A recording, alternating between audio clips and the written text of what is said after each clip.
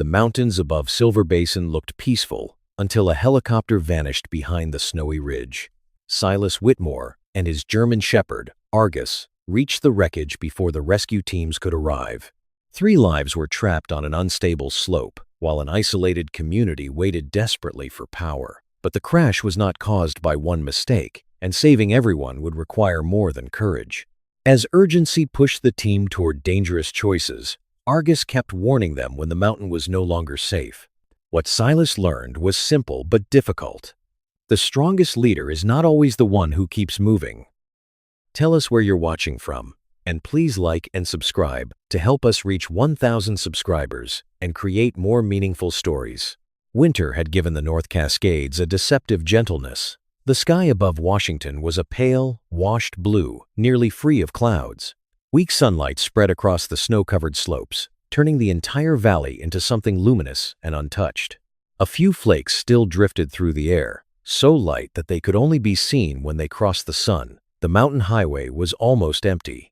Silas Whitmore guided his dark blue Ford F-250 through a long bend, one hand resting loosely on the wheel. At 50, he still carried the broad shoulders and controlled movements of the Navy SEAL he had once been.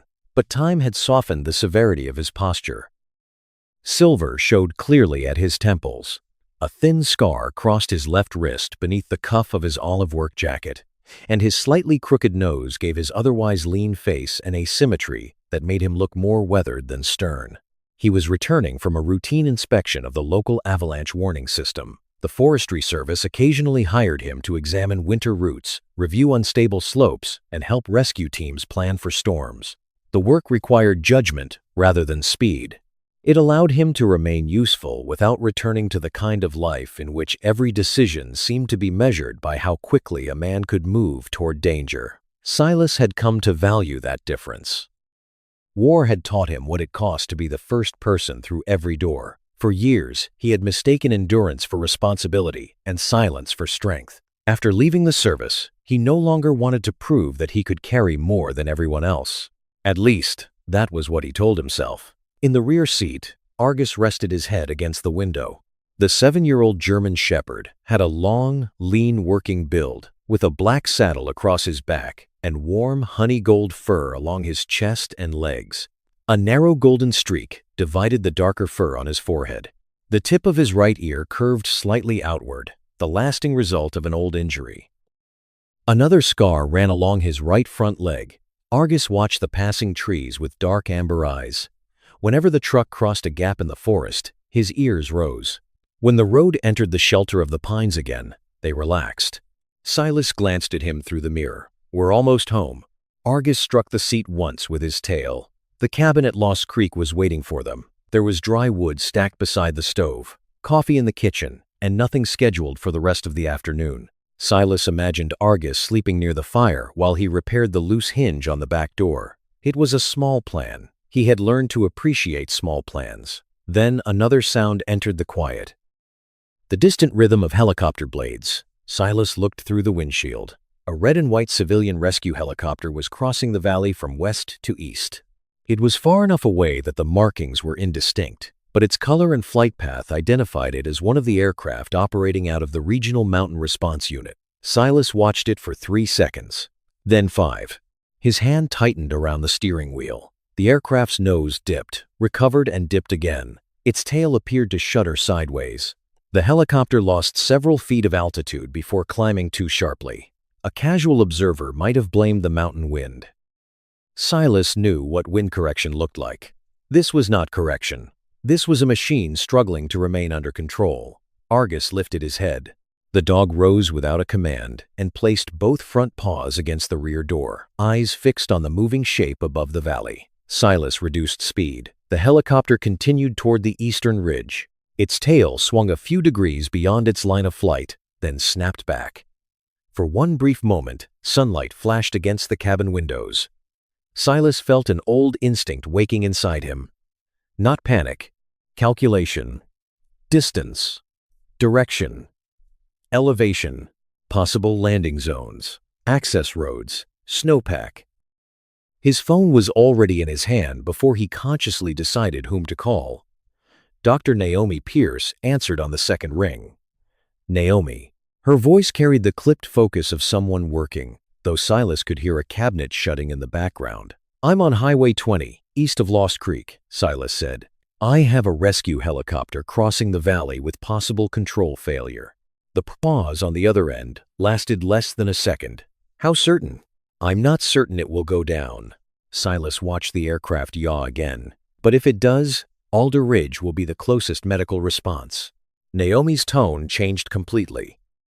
She was 44, the physician responsible for the small emergency station serving several isolated mountain communities. She was not easily alarmed, and she did not waste time demanding confidence when the situation only offered probability. Direction of travel? Silas gave her the bearing, approximate altitude, and the ridge the aircraft was approaching. I'll put the ambulance crew on standby, she said. I'll notify Boone's rescue team. Good. Silas. He knew what was coming. Do not enter a crash site alone. A faint, humorless smile touched his mouth. I know. Knowing and obeying are different skills. Before he could answer, the helicopter rolled sharply to the left. The left side dropped low enough that Silas could see the underside of the fuselage. Naomi, it's going down. The aircraft vanished behind the ridge. For one terrible moment, there was no sound except the engine of the truck and the soft scrape of Argus's claws against the door. Then the mountain answered. A deep metallic impact rolled through the valley. It was not the explosive crack of ignited fuel. It was heavier and more prolonged, the sound of metal folding against rock, followed by a second collision and a low rumble that Silas felt through the steering wheel. A white column of snow rose beyond the ridge. Argus gave a low growl. Silas ended the call and pressed the accelerator. The truck surged forward. The road climbed through two sharp turns before the snow became too deep for safe passage. Silas could have forced the F-250 farther, but a stuck vehicle would block the only usable access route for the rescue team coming behind him. He stopped beside a forestry marker and stepped out into the cold. The quiet had changed. Minutes earlier, the mountains had seemed peaceful. Now every patch of undisturbed snow looked temporary. Silas opened the equipment compartment in the truck bed. He did not rush. That was one of the things people misunderstood about experience. It did not always make a person faster. Sometimes it taught him that speed without order merely created another emergency. Rescue rope, trauma kit, compact axe, locator beacon, fire extinguisher, thermal blankets. He checked each item before securing it to his pack. Argus jumped down from the rear seat but did not run ahead. The shepherd stood beside the truck, body alert, waiting for Silas. That restraint was part of what made him different from younger working dogs. Argus did not confuse excitement with readiness. Silas crouched and inspected the graphite harness around the dog's body. He tested the buckles, adjusted the chest strap, and checked the protective covering over the scarred right front leg. Only when Silas rose did Argus turn toward the forest. Together, they left the road. The climb took nearly 20 minutes. The crash site announced itself first through smell, aviation fuel, burned insulation, freshly split pine. Then Silas saw the wreckage through the trees. The helicopter rested on its side across a shallow, snow-loaded slope. The main rotor had broken into several pieces. One blade was buried in the forest edge, while another lay twisted beneath the cabin. The tail section had disappeared under a fresh slide of snow. A side door had torn completely free and landed downhill. Thin gray smoke escaped from an opening near the engine housing. Silas raised one hand. Argus stopped. Stay. The dog held his position while Silas approached the fuselage. He checked for flame first. None. Fuel was leaking from a ruptured line, but it had not pooled near the hottest section of the engine. That could change quickly. Silas moved to the cockpit. The pilot's seat was empty. So was the seat beside it. A web of broken harness straps hung across the opening. There was blood on the edge of the instrument panel, but not enough to suggest someone had remained there after impact. The rear cabin was also empty. Silas searched the snow around the wreckage. He found a long slide mark leading downhill and another broken track near the tree line.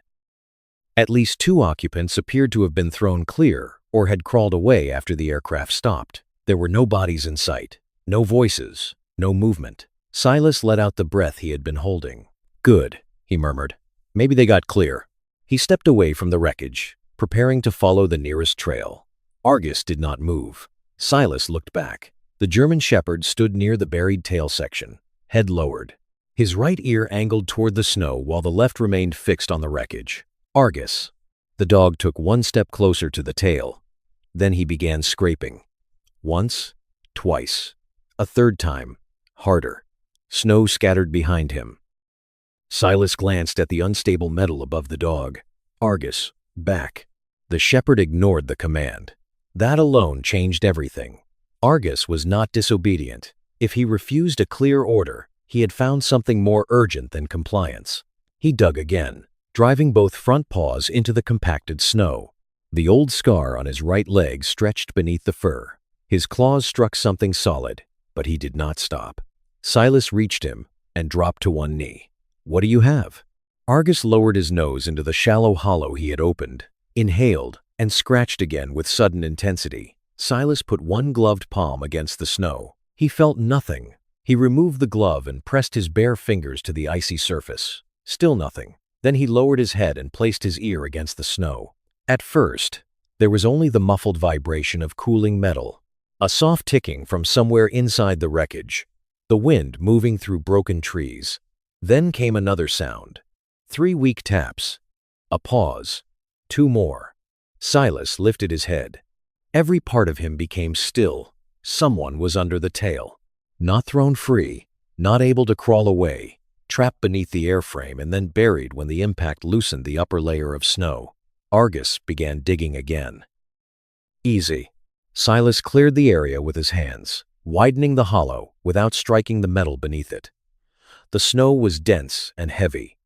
Each layer he removed revealed another section packed beneath the twisted tail boom. He leaned close to the opening.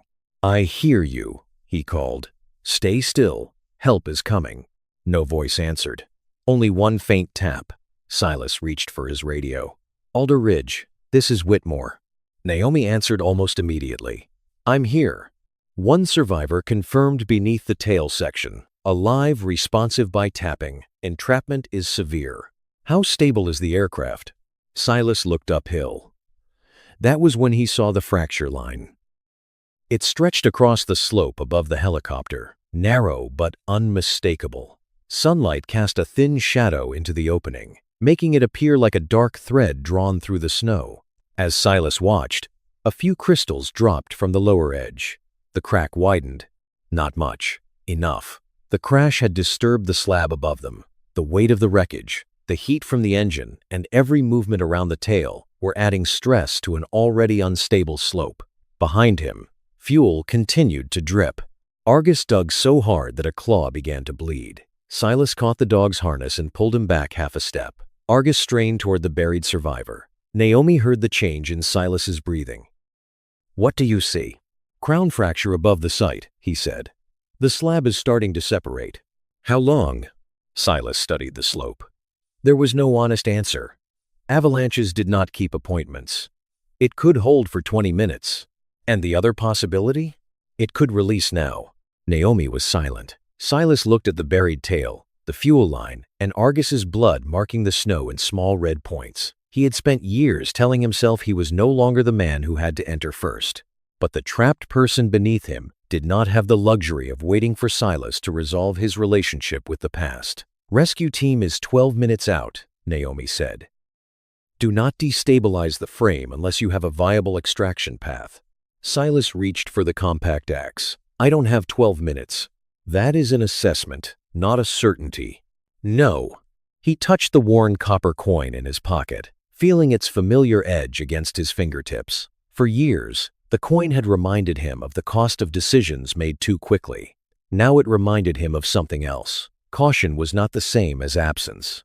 Sometimes the careful decision was still to act. Silas fastened a safety line around a living pine uphill from the wreck and clipped the other end to his harness. He secured a second line to Argus. The shepherd stopped pulling and looked directly at him. Those dark amber eyes did not ask permission. They asked whether Silas understood the risk they were about to share. Silas placed one hand against the side of Argus's neck. "Stay close." Then he keyed the radio. "Naomi, mark the time. One survivor beneath the tail." Unstable slab above us. Active fuel leak. I'm beginning the extraction. Silas. He looked up once more. The fracture line had grown several inches. A low settling sound moved through the snowpack. Not an avalanche yet, a warning. Argus turned his body sideways between Silas and the upper slope, head raised, every muscle rigid. Silas tightened his grip on the axe. "If I'm reading this correctly," he said, his voice unnaturally calm, "we have one chance." He struck the first piece of twisted metal. The mountain answered with a deep crack. The crack above the slope was followed by silence. Silas Whitmore knew better than to mistake that silence for stability. A wind-loaded slab had begun separating from the harder layer beneath it. The avalanche had not released yet, but the mountain was no longer still. Every blow against the wreckage, every shift of the helicopter's weight, and every degree of heat escaping from the engine could shorten the time they had left. Silas anchored his rescue rope around a low pine rooted between two rocks. The tree was not large, but the trunk held when he leaned his full weight against the line. It was the best anchor available. Argus, back. The German shepherd remained beside the buried tail. His narrow golden forehead stripe was nearly white with snow. Blood darkened the fur around the old scar on his right front leg, where his claws had torn against ice and twisted metal. Silas caught the handle of Argus's graphite harness and drew him away. "That's enough." Argus turned his amber eyes toward him. There was no panic in them, only certainty. The dog had not been digging blindly. He knew exactly where the survivor was trapped. Silas dropped to one knee and broke through the compressed snow with the compact axe. The upper crust fractured into heavy plates. Beneath it, the snow had been packed almost solid by the impact. The smell of aviation fuel grew stronger. A clear stream ran from the broken fuselage into a narrow channel in the snow. Thin smoke still slipped through a tier near the engine housing. No flame yet. That word mattered. Yet, Silas keyed the radio on his shoulder. "Naomi, do you read?" Dr. Naomi Pierce answered through a layer of static. "Clear enough. Medical team is moving. Russell Boone is assembling mountain rescue. Minimum 20 minutes. Too long. Can you see the survivor?" "Not yet." Argus confirmed the position beneath the tail. "The survivor is responding by tapping." Silas struck another frozen layer. The axe glanced against metal, and the vibration traveled through the wreckage. 2 weak knocks answered from below. "He's conscious," Silas said. "Establish communication." Silas lowered his face to the opening. "If you hear me, tap once." 1 knock. "If you're having trouble breathing, tap twice." 2 slow knocks came back. Silas closed his eyes for half a second. The survivor was awake, but either the snow or the wreckage was compressing his chest. "He's conscious and short of breath." "Do not pull until you understand how he's trapped," Naomi warned. "A fractured rib could puncture a lung if you rotate him." "I know." "Then assess whether the site can hold until the team reaches you." Another crack crossed the upper slope. Argus spun toward it. His body stiffened, ears forward, a low warning forming in his throat. A thin sheet of powder slid over a rock band and stopped 30 yards uphill. Silas watched the fracture line lengthen. "We can't wait." He released the radio switch before Naomi could answer. Beneath the snow, a folded sheet of aluminum blocked the opening. Its exposed edge was sharp enough to cut through clothing and skin. Silas took a pry bar and heavy cutters from his pack. He forced the bar into the narrow seam between 2 sections of frame and leaned down with both hands. The metal lifted 2 inches, then snapped back. A knock came from beneath it. Silas stopped. "I'm opening a path. Don't move unless I tell you." For the first time, a human voice reached him through the wreckage. "My leg." The words were little more than breath. "Where is it trapped?" "Right side. Seat frame." "What's your name?" A pause. "Grant." Silas recognized it. Grant Holloway was the pilot assigned to the aircraft, a capable man in his early 40s who had recently returned to duty after medical leave. "Grant, I need clear answers. Can you move your arms?" "Left arm." "Neck pain?" "I don't know." "Back?" "No. Maybe." The final word dissolved into a dry cough. Silas moved around the wreckage, searching for another access point. The helicopter rested at an angle, its lower frame driven into rock. A broken equipment rack lay across the rear seat area. Through a hand-width gap, Silas saw the sleeve of an orange flight jacket and part of Grant's shoulder. The pilot had been trapped diagonally beneath the seat assembly.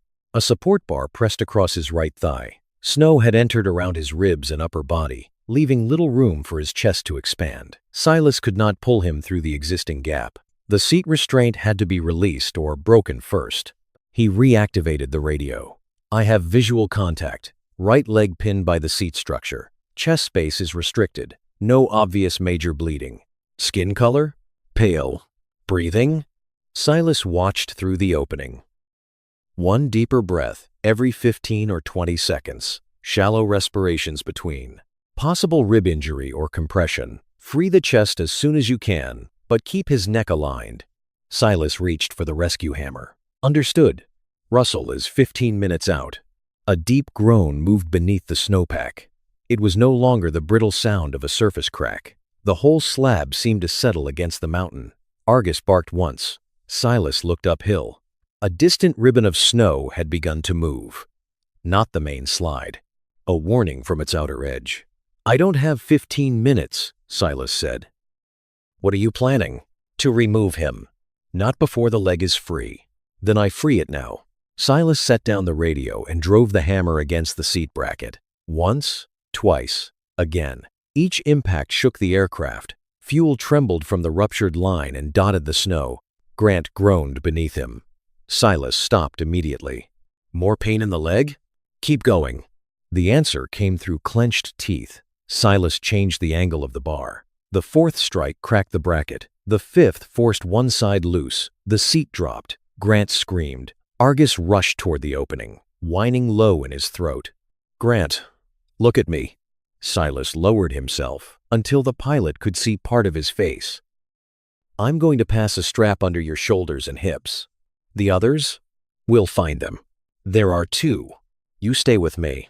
Grant struggled for a breath. "The blue case." "Forget the case." "Need it." "No." Silas's voice became harder. "Right now, you are the only thing coming out of this wreckage." Grant went still. Silas fed a short strap through the gap and instructed Grant to pull it beneath his left arm. The pilot's fingers slipped twice. Argus lowered himself beside the opening.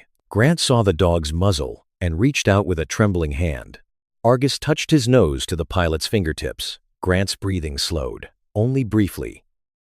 But it was long enough for him to catch the strap and bring it across his shoulder.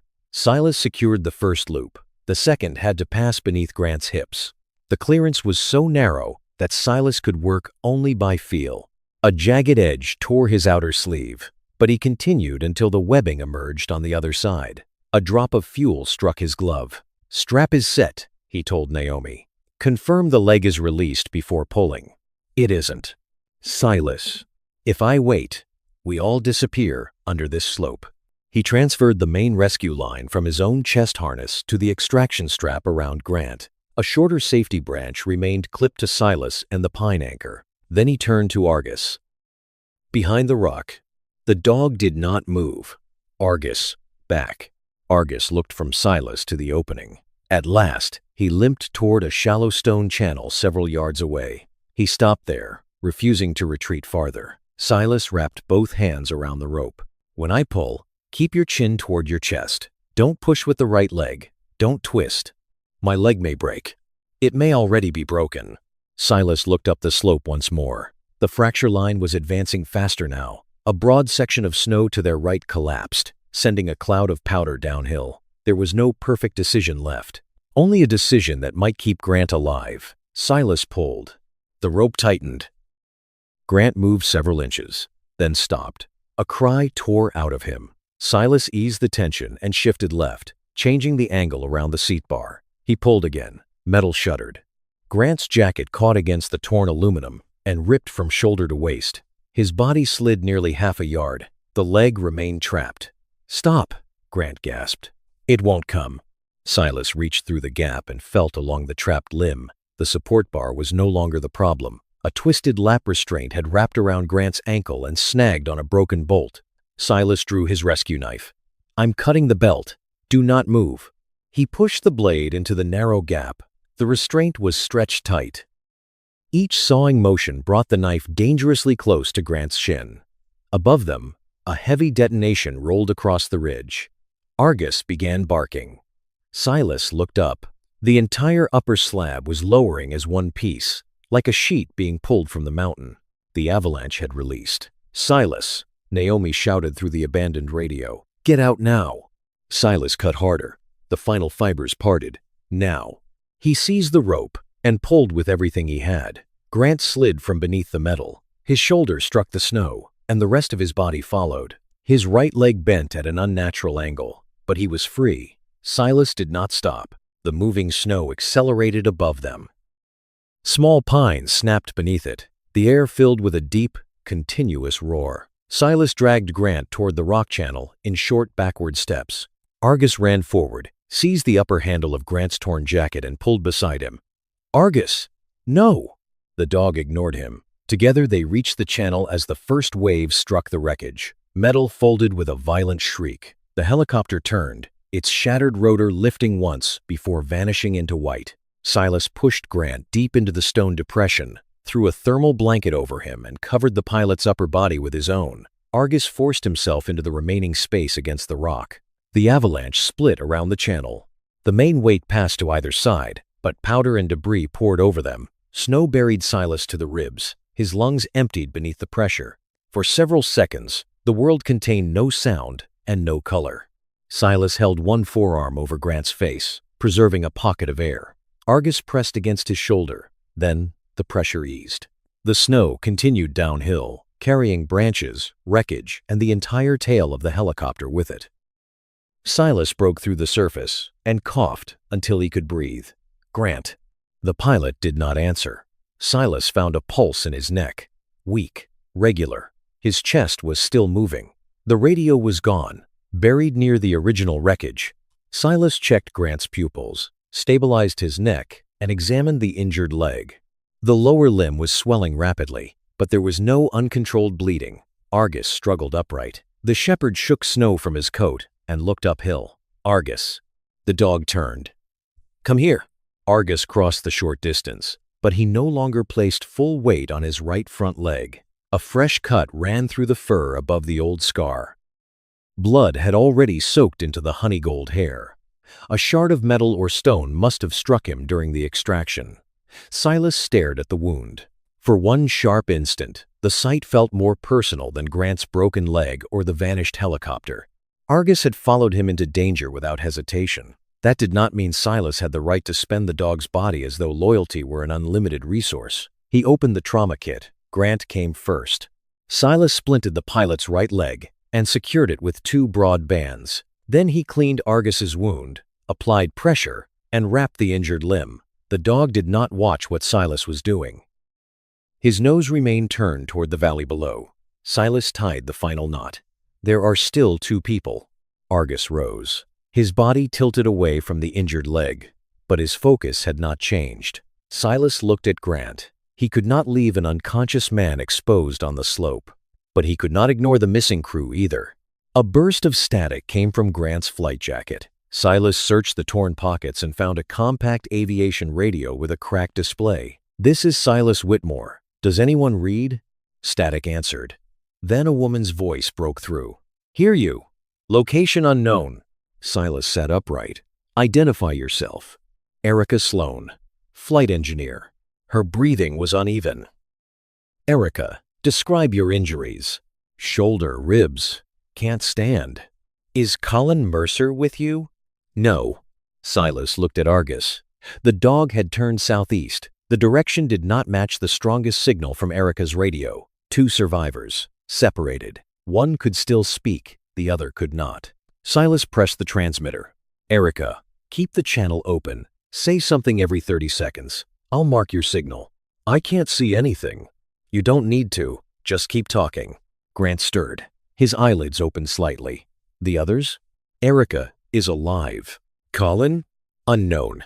Grant tried to rise. Silas held him down by the shoulder. "You are not moving. Find them. You were just pulled from a helicopter and nearly buried by an avalanche." Grant's gaze shifted toward Argus. The dog stood at the edge of the trees, body angled downhill. "He knows?" He believes someone is below us. Then go. I'm not leaving you until help reaches this position. A small engine sounded somewhere beneath the slope, not an aircraft, a snowmobile. Moments later, a rescue whistle carried through the trees. Silas activated the locator beacon. Red light flashed through the suspended snow. A voice called from below. "Whitmore!" Silas leaned close to Grant. "They're here." Grant caught his sleeve. "The blue case. Forget it. It isn't cargo." Silas paused. "What is it?"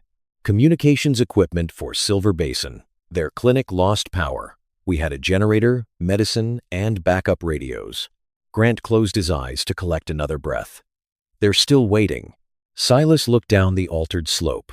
The crash had not ended the original emergency. Somewhere beyond the mountains, an isolated community was waiting for equipment now buried beneath tons of snow.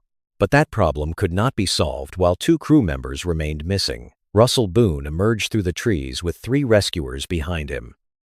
At 56, Russell was built lower and heavier than Silas, with close-cropped silver hair, a thick gray mustache, and the deliberate manner of a man who had spent years making decisions that could not be improved by shouting. He surveyed the torn mountainside before kneeling beside Grant. "You never choose an easy place to work," Russell said. "Right leg fracture, possible rib injury, previous chest compression, pulse weak but stable." Russell checked Grant's breathing. "Naomi is at the lower staging point. We'll move him down." Silas indicated the forest. 2 more crew members. Erica Sloan is alive, likely east of us. Colin Mercer is missing. Russell noticed the bandage on Argus's leg. "The dog is injured. He can still track." "Silas." "Russell." The 2 men held each other's gaze. Russell understood that Silas would not willingly descend while someone remained unaccounted for, but understanding did not mean surrendering command. "You are not leading this team," Russell said. "I didn't ask to." "I need to hear that clearly." Silas's first instinct was to assign routes and personnel. It was the oldest reflex he possessed, but Russell knew the post-avalanche terrain better. Russell had the team, the communications network, and a view of the wider operation. Silas tightened the buckle on Argus's harness. "You lead. Argus and I track. You decide who comes with us." Russell studied him for another moment. Then he turned to one of the rescuers. "Dawson, take 2 people and move Holloway to Naomi. I'm staying with Whitmore." As Grant was lifted onto the stretcher, Argus approached him. The pilot extended one unsteady hand from beneath the thermal blanket. Argus touched his nose to Grant's fingers. "Thank you," Grant whispered. The shepherd turned away. Russell checked his compass. "Radio signal first?" Argus lowered his nose to the disturbed snow. He moved several yards south, stopped and looked back at Silas before entering a darker ravine between the trees. The direction led away from Erica's signal. Silas understood. Argus was not choosing the survivor who could still call for help. He was choosing the one who could not. "No," Silas said. "We find Colin first." Russell looked into the ravine. "Based on the dog?" Silas adjusted the strap of his medical pack. "Based on the only member of this operation who has been right from the beginning." Argus disappeared among the pines. Silas and Russell followed. Behind them, the rescue team began carrying Grant down the mountain. Ahead waited a silent man whose condition no one could predict. The aircraft was gone beneath the avalanche. The rescue was not. Argus moved ahead at a slower pace than usual. The fresh bandage around his right front leg had already collected a gray layer of snow, and each step placed less weight on that side. Even so, the German shepherd never hesitated about direction. He left the avalanche debris behind, passed through a stand of low pines, and followed the slope toward a narrow ravine hidden among black rock outcrops. Silas Whitmore stayed close enough to reach the handle of Argus's harness if the dog stumbled. Russell Boone followed several steps behind, scanning the broken trees, the depressions in the snow, and the terrain below them. The voices of the rescuers carrying Grant Holloway down the mountain gradually disappeared. What remained was the steady pressure of snowshoes, Argus's breathing, and the occasional release of snow from overloaded branches. Russell was the first to speak. "You're certain he's following a person and not sent from the wreckage?" "No." Russell turned his head. Silas kept watching Argus. "I'm not certain," he repeated, "but he knows the difference between a moving scent trail and debris carried downhill. His leg is bleeding again. The cut is shallow. That doesn't mean it doesn't hurt. Silas said nothing. Russell was not really asking about the depth of the wound.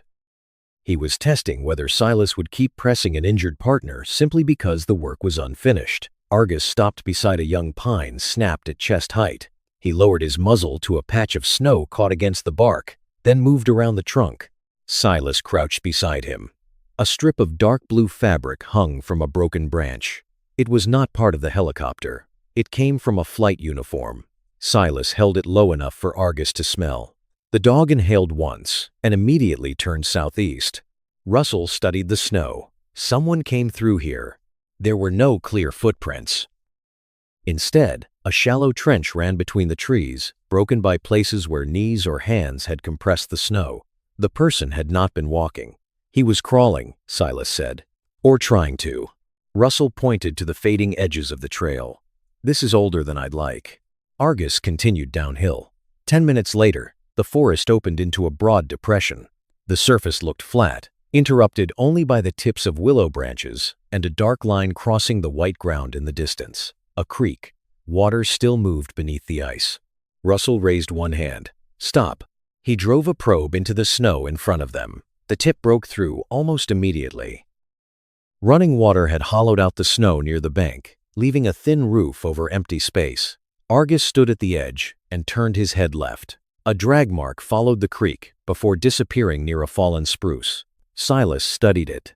Colin may have tried to use the trunk as a bridge, or he went through beside it. Silas removed the rope from his shoulder. Hold the anchor. Russell looped the line around a mature tree and clipped it into his own harness. Silas secured the opposite end to his chest. Argus, stay. The dog looked at him. Stay. This time, Argus obeyed. He lowered himself beside Russell but kept his eyes fixed on Silas. Silas moved onto the hollow snow on his stomach, distributing his weight across his forearms and knees. He tested every section before advancing. The surface made small, brittle sounds beneath him. Near the fallen tree, he saw a black glove, then a sleeve. I have someone. Russell took up the slack in the rope. Silas crawled closer. A man lay on his side in a cavity between the spruce trunk and the creek bank. His lower body had broken through the snow. One leg was submerged nearly to the knee, while his upper body remained suspended because the strap of his medical pack had caught on a branch. He was not moving. Silas reached for the carotid pulse. Weak. Present. Colin Mercer, he called. Can you hear me? No response. Colin was in his mid-30s, with short black hair curled damp against his forehead and a narrow, athletic build beneath the Navy flight suit. A dark bruise spread from his left temple toward the cheekbone. Silas checked his pupils. The response was slow. Alive, he called to Russell. Possible concussion. One leg immersed. Breathing? Slow but regular. Silas examined the neck and shoulder before touching the backpack strap. The strap was supporting much of Colin's weight. If it slipped free, the rest of him could fall into the creek. He's hanging from the pack. You need a second line, Russell said. Silas threaded a shorter rope over the fallen trunk and tried to pass it beneath Colin's chest. There was almost no room. He had to press his face against the snow, keeping one hand against Colin's shoulder while working the rope under the opposite arm. Cold water splashed his glove. Argus suddenly rose on the other bank. A soft whine escaped him. Russell looked upstream. Something changed. Silas heard it several seconds later. The sound of water beneath the ice had grown louder. Avalanche debris may have blocked the creek farther uphill. If the temporary dam failed, the water level could rise within moments. We pull now, Russell said. His neck isn't stabilized. If the water rises, his neck will not be the primary concern. The words were blunt. They were also correct. Silas tightened the rope around Colin's chest and braced one forearm beside his head. Slow pull. Russell leaned back. The line came tight. Colin shifted several inches, but the backpack remained caught. Silas cut through one shoulder strap. The pack released. Colin's body dropped suddenly. Silas caught his collar as his own knee broke through the snow roof. Black water surged around his forearm. Russell pulled harder. Silas and Colin slid backward across the surface until they reached solid ground. Argus rushed forward as soon as they crossed the safe line. The dog sniffed Colin's face. then pressed his nose near the man's collar as though confirming breath. Silas removed the soaked boot. The skin beneath had turned pale blue. "We warm him gradually." Russell opened the rescue pack. They cut away the wet trouser leg, dried the skin, and wrapped it in insulating cloth, a thermal blanket, and a spare jacket. Silas fitted a soft cervical support around Colin's neck. Minutes later, Colin coughed. His eyes opened halfway. "Don't move," Silas said. Colin tried to focus on him. "Aircraft." It crashed. "Grant is alive." Colin's lips moved. "Erica?" "We're still looking." His eyes closed again. Door came off. "You were thrown out?" A faint nod. "Do you remember how far you walked?" Colin's brow tightened. "Didn't walk." Silas looked at the drag trail behind them. "Then what made those marks?" Colin forced his eyes open once more. "Went back." The words carried almost no volume. He had awakened after the fall and tried to crawl uphill toward the wreckage, head injured, one leg soaked in freezing water. Possibly unable to tell whether he was moving in the right direction, he had not been escaping the crash. He had been trying to return to it. Silas stared at him. There was a difference between courage and a refusal to leave others behind. There was also a point where the second could consume the person attempting it. Russell activated the radio. "Boone to lower team. Colin Mercer located alive.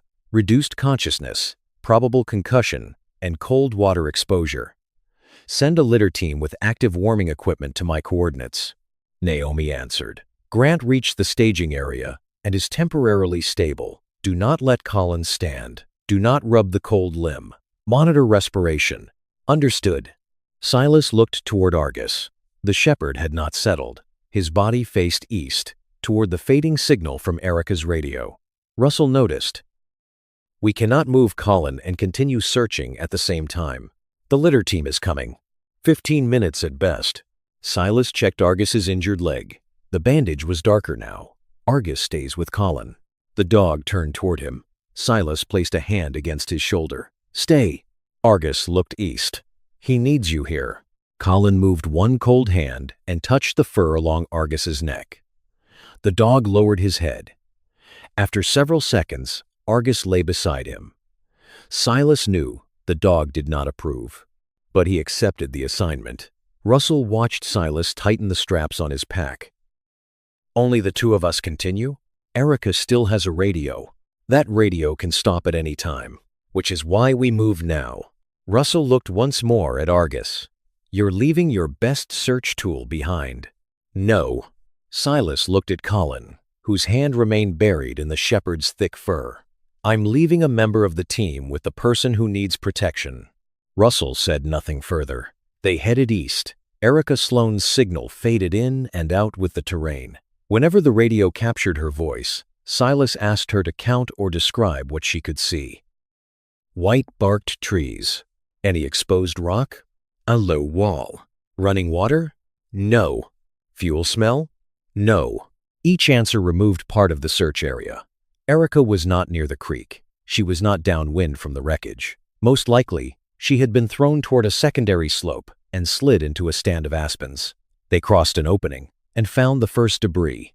A crushed tool case, a spool of electrical cable, part of the helicopter's sliding door driven into the snow at an angle. Russell examined the metal. This did not separate after the aircraft stopped. Silas traced the long scoring marks. The door failed in the air. The empty cabin wasn't empty because they climbed out.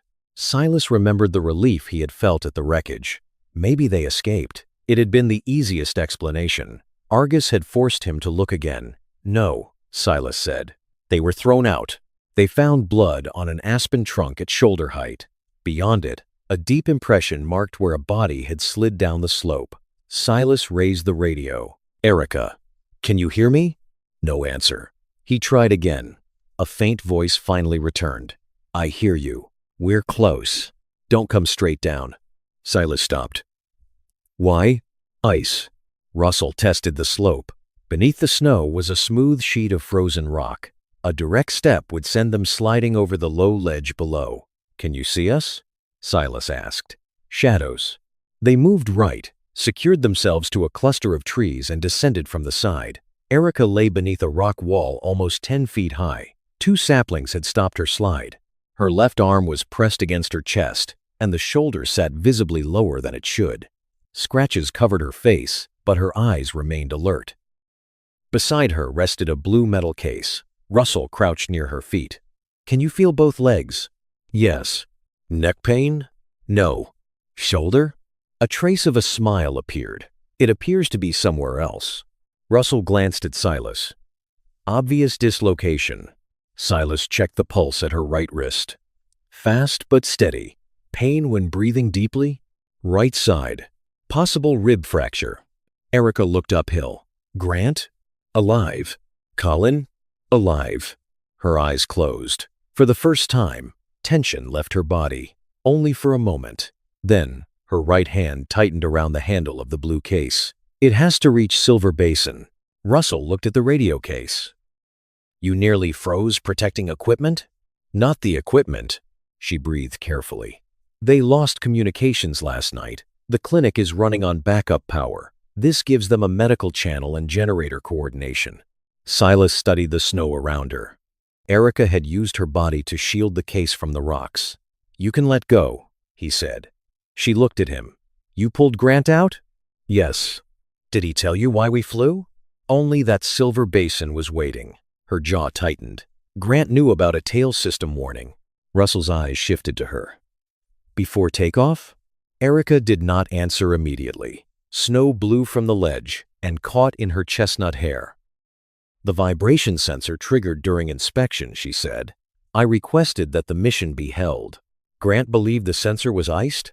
"He said the warning disappeared after restart. We made a visual mechanical check. We found no damage. Weather was closing, and Silver Basin could not wait." "And you boarded?" "Yes." "Why?" Her gaze did not move from Russell's face. "Because if I stayed behind, the helicopter would still have left without an engineer." The wind moved through the aspens. No one spoke. Grant had believed continuing reduced the danger to Silver Basin. Erica had believed going with him reduced the danger of the flight. Both had acted from responsibility. The helicopter had still fallen. Silas uncoiled the rescue line. "We move you first." Erica held the blue case tighter. "It comes with me." Russell began to object, but Silas lifted the case. It was lighter than expected. "It comes." Erica studied him for a second. Then she released the handle. They stabilized her shoulder with a sling, passed webbing beneath her back, and lifted her from between the trees. She bit down hard as the movement pulled against her ribs, but no cry escaped. Russell secured her to a flexible rescue litter. The radio activated. Naomi's voice came through. The litter team reached Colin and Argus. "Grant is being transferred by road because flight conditions remain unsafe." She paused. "All 3 are alive. That is what we know with certainty." Erica heard her. A tear crossed one of the scratches on her cheek. She turned her face away before either man commented. Silas secured the blue case to his pack. The missing crew had been found. But the emergency had not ended. Silver Basin remained isolated. The generator and most of the medicine were buried with the aircraft. The only intact radio system was now strapped to Silas's back. And the woman on the litter had revealed that the crash had not truly begun in the sky. It had begun with a decision made on the ground. By the time Erica reached Alder Ridge, the winter sun had begun to lower. Argus lay near the treatment room door with a clean bandage around his leg. Colin was inside beneath a forced air warming blanket. Grant had already been sent toward the regional hospital, though the empty stretcher remained beside the wall. Argus rose when Silas entered. He limped forward. Silas knelt and checked the bandage. "You did well." Argus ignored his hand. The dog stared at the blue case on Silas's pack, then toward the room where Erica was being treated. Silas understood the message, even if he could not define it. The work had changed shape. Naomi emerged from the treatment room wearing a white medical coat over thermal layers, her black hair tied low behind her head. A narrow silver streak near her left temple caught the overhead light. She looked Silas over. "Are you injured?" "Nothing significant." "That is not a medical answer." Shallow cut on the shoulder. Naomi looked at Argus. "He requires complete rest." Silas nodded. "Agreed." Her eyebrows lifted slightly. She had expected resistance. Russell entered carrying a regional map. "We have another problem." He spread the map across a table. Silver Basin lay beyond two mountain ranges, nearly 30 miles from the nearest maintained road. The primary ground route had been blocked by an avalanche the previous day. The main generator was in the cargo compartment, Russell said. Recovery before nightfall is nearly impossible. Naomi pointed toward the blue case. Does the radio still work? Erica emerged from the treatment room with a nurse beside her. Her shoulder was immobilized, and each breath remained careful. It should, unless the battery housing cracked. Silas placed the case on the table. Erica opened it, inspected the connectors, and switched on the power. A green indicator flickered. She extended the antenna and adjusted the frequency. Silver Basin, this is Alder Ridge. Do you copy? Static. She tried again. On the third attempt, a man's broken voice emerged. Alder Ridge, weak signal. Naomi leaned closer. This is Dr. Naomi Pierce. Report clinic status. Backup power. Under 6 hours. Temperature-controlled medication. Using insulated storage. Any patients dependent on powered equipment?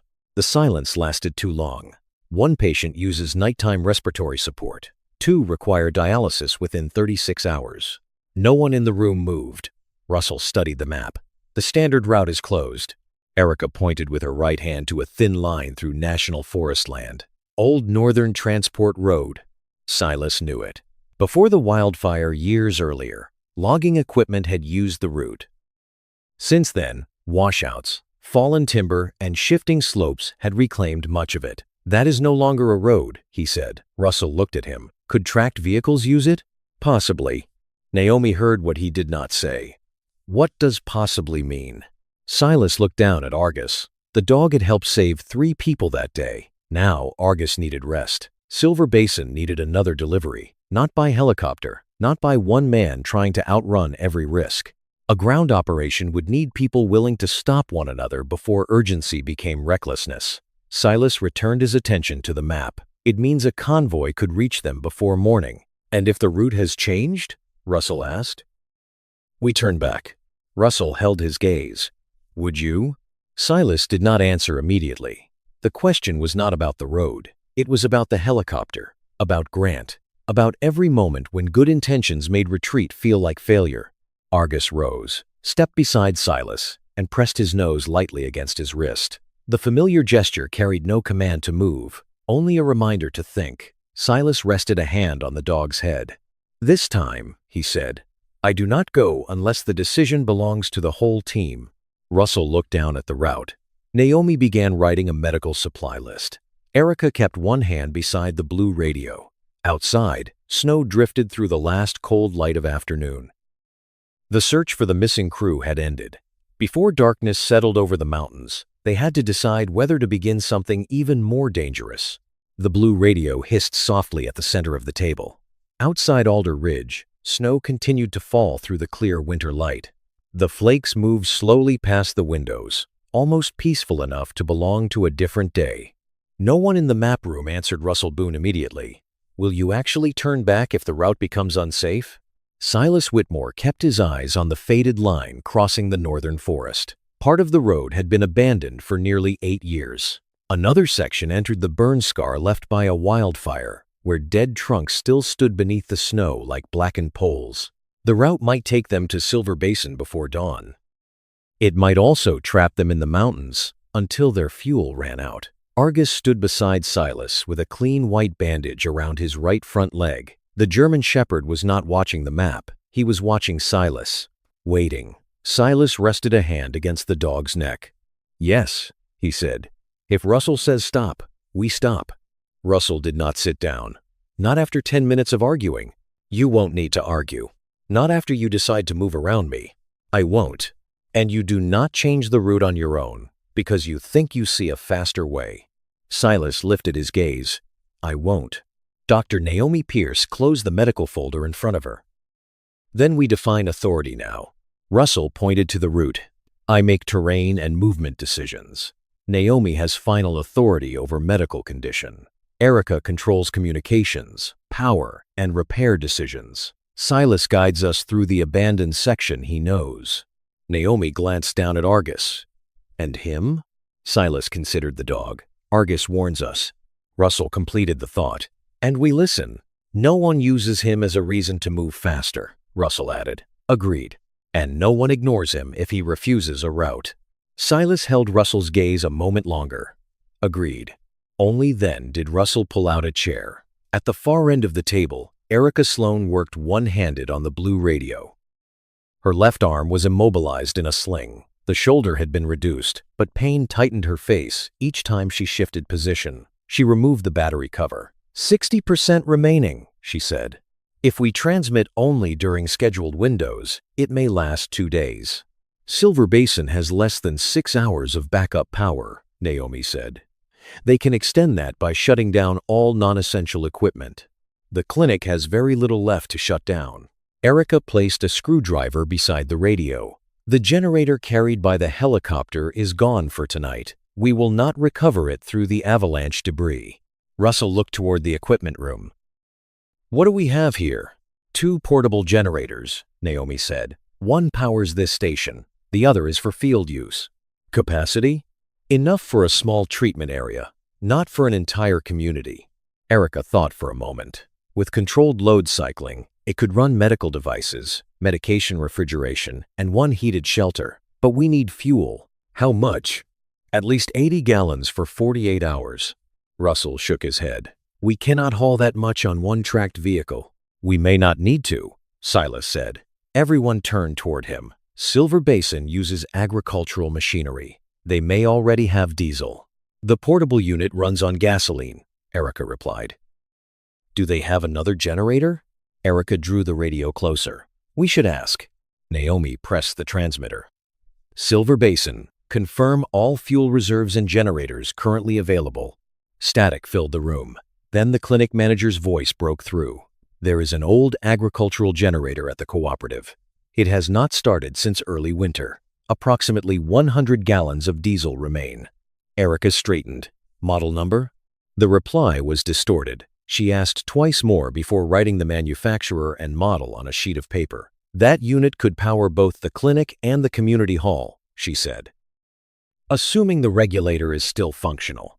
Can you repair it? Russell asked. Possibly. Naomi looked at the sling. You are not going. Erica said nothing at first. You were thrown from a helicopter this morning, Naomi continued. You have 2 suspected rib fractures, a recently dislocated shoulder and dehydration. You are not crossing a mountain. I would not be climbing the way we did earlier. It is still hours on a tracked vehicle and possibly snowshoes. No one else here knows that generator. You can guide them by radio. With this signal? Erica turned the wiring diagram toward the others. We can bring connectors, meters, a spare regulator, and tools. But someone has to test the sequence correctly. A wrong connection could destroy the windings. Russell looked at Naomi. Could she travel if we reduce her load and monitor her continuously? Naomi faced Erica. Pain during a deep breath? 1 to 10? 4. Truthfully. 6. Dizziness? No. Nausea? A little. You do not walk more than short distances. You ride in the main vehicle. If your breathing changes or the pain increases, the convoy turns back. Erica nodded immediately. Naomi raised one finger. You do not decide whether you are still fit to continue. I do. Agreed. Silas watched her accept the limit without argument. He wondered whether Grant Holloway had ever truly been given the same permission before takeoff, or whether everyone had been so focused on Silver Basin that stopping had begun to feel like abandonment. Grant remained in the treatment room. His transfer had been delayed by a fallen tree blocking the valley road. Naomi had stabilized his leg and chest injuries while they waited for a specialized transport vehicle. When the ground mission began taking shape, Grant asked to speak with Silas. Argus followed Silas to the doorway, but stopped there. Grant lay propped upright, his face pale. His right leg was immobilized from thigh to ankle. Every breath appeared measured around the pain in his ribs. You're going to Silver Basin, Grant said. Russell is planning a convoy. You know the route. Part of it. Grant looked toward Argus. How is his leg? Shallow cut. He needs rest. Then leave him here. Silas did not answer. Grant recognized the silence. You're taking an injured dog through an abandoned mountain road. Argus is not equipment I place on a shelf. No. He is also not someone who can tell you when loyalty is costing him too much. Silas stepped closer to the bed. Did you call me in to discuss my dog? No. Grant stared at the ceiling as static from the radio drifted in from the map room. I saw the tail vibration warning. Silas waited. Erica requested that we hold the flight. I restarted the system. The warning cleared. And then you took off. Yes. Because of Silver Basin? Not only because of them. Grant turned his head. I had returned to the captain's seat after 8 months of shoulder treatment. Management said no one doubted me, but another pilot was listed as backup for every mission. You thought canceling would replace you. I knew it would. So you flew to protect your position. Grant shook his head slowly. I flew because people needed the equipment. I also flew because I did not want to become the man the team could do without. Both things were true. Silas had no simple response. Grant had not been indifferent, but understandable motives had still produced a disastrous decision. Erica boarded, Grant said. Colin boarded. I did not force either of them. That does not make the decision better. No. Grant studied his own hand. I do not want you turning me into a warning while placing yourself on the opposite side of it. Silas frowned. What does that mean? You are preparing to cross a mountain with an injured dog, an engineer with a dislocated shoulder and a route that may no longer exist. You think you are different because you have already promised to turn back. Russell controls terrain decisions, and when Silver Basin has 1 hour of electricity left and Russell says stop, Silas said nothing. You will listen? The same question Russell had asked. From Grant, it carried a different weight. The pilot had almost died because he believed urgency permitted one more compromise. I will listen, Silas said. Grant released a slow breath. Then do not go to correct my mistake. I am not going for you. Do not go to correct your own mistakes either. Grant did not know the full history Silas carried. But one man who had made the wrong choice under pressure could recognize another man preparing to make a familiar bargain. Silver Basin needs a convoy, Silas said. Yes. The route needs someone who has traveled it. Yes. Then I have a reason to go. Grant nodded. Make sure it is the real one. By late afternoon, the yard behind Alder Ridge had become a staging area. 2 tracked vehicles were inspected and fueled. One carried the portable generator, medicine, oxygen cylinders, electrical tools, and emergency fuel. The second carried people and medical equipment. Russell removed anything that did not serve an immediate purpose. No full tent, he said. Emergency shelters only. Naomi added 2 trauma bags. We keep both. We are overweight. Then remove something else. Not food. Russell. Naomi. Erica sat on a wooden crate, testing a spare voltage regulator with one hand.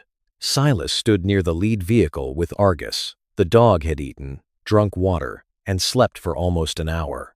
When Silas lifted the harness, Argus rose immediately. Naomi approached. He does not walk the full route. He can ride most of it. The cold will increase swelling. I have spare bandages. Silas.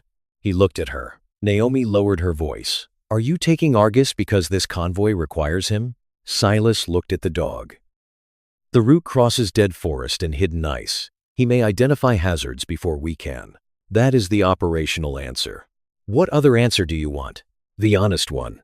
Are you afraid to leave him out of your sight after this morning? Silas did not answer immediately. During the avalanche, he had felt Argus pinned beneath his shoulder. For several seconds, he had not known whether the dog was breathing. That fear remained inside him. Yes, he said. Naomi nodded. At least, that is true. She crouched and checked the bandage. He may go. At the first sign the limp worsens, he remains on the vehicle. No argument. Agreed. Naomi stood. You are both excellent at saying that today. Argus tilted his head. I would like to see how long it lasts. There were 7 people in the convoy. Russell led the operation. Silas and Argus were responsible for route recognition and near-ground hazard warnings. Naomi held medical authority. Erica managed radio communication, the generator and electrical repair. Dean Keller, a broad-handed tracked vehicle mechanic of 43, drove the lead machine. Harper Lane, the county's 41-year-old logistics manager, handled supply weight and inventory. Owen Pike, 52, was a volunteer rescuer who had worked beside Russell for nearly 2 decades. No one was present to fill space. Every person had one necessary role. Before departure, Russell gathered them around a map fixed to a vehicle hood. 3 rules. No one separates without authorization. No one hides a medical or equipment problem. Anyone may call for a stop if something appears unsafe. Dean raised a hand. Does the stop request require a good reason? No. So I can stop for coffee? You can. We can also leave you beside the road. Harper laughed softly. The tension eased for a moment. Russell looked around the group. We are not rescuing a symbol. We are not completing Grant's flight. We are carrying equipment to people who need it. If this convoy becomes the next rescue operation, we have failed. Silas listened more carefully to that than to anything else. The first section follows the old maintenance road, Russell continued. The second crosses the burn scar. The third follows the frozen creek into Silver Basin. Good progress puts us there before 3 in the morning. And poor progress? Harper asked. We turn back or establish shelter. No one objected. Erica climbed into the second vehicle beside Naomi. Argus settled behind Silas in the lead machine. The convoy left Alder Ridge while the sky was still bright. The first section went smoothly. Snow covered the old maintenance road, but the foundation beneath remained solid. The vehicles kept enough distance to avoid concentrating weight over weak sections. The sun lowered behind the peaks. Pale gold spread across the trees, making the snow along the route shine like glass. It was beautiful enough to conceal how rapidly the temperature was falling.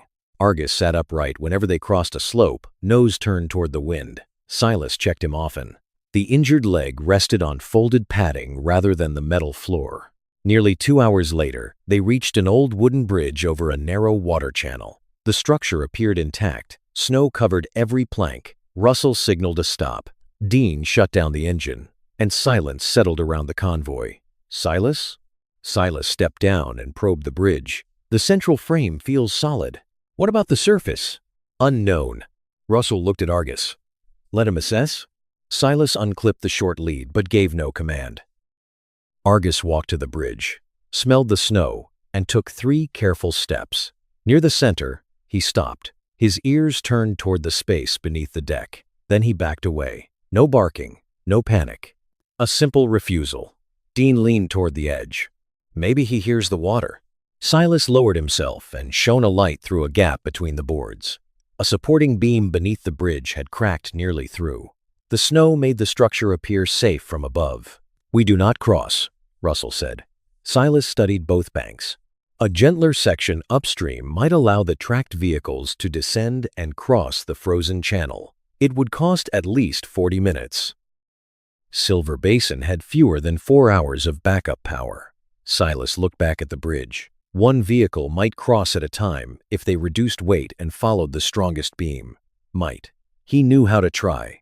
He also knew that the same word had put Grant's helicopter into the air.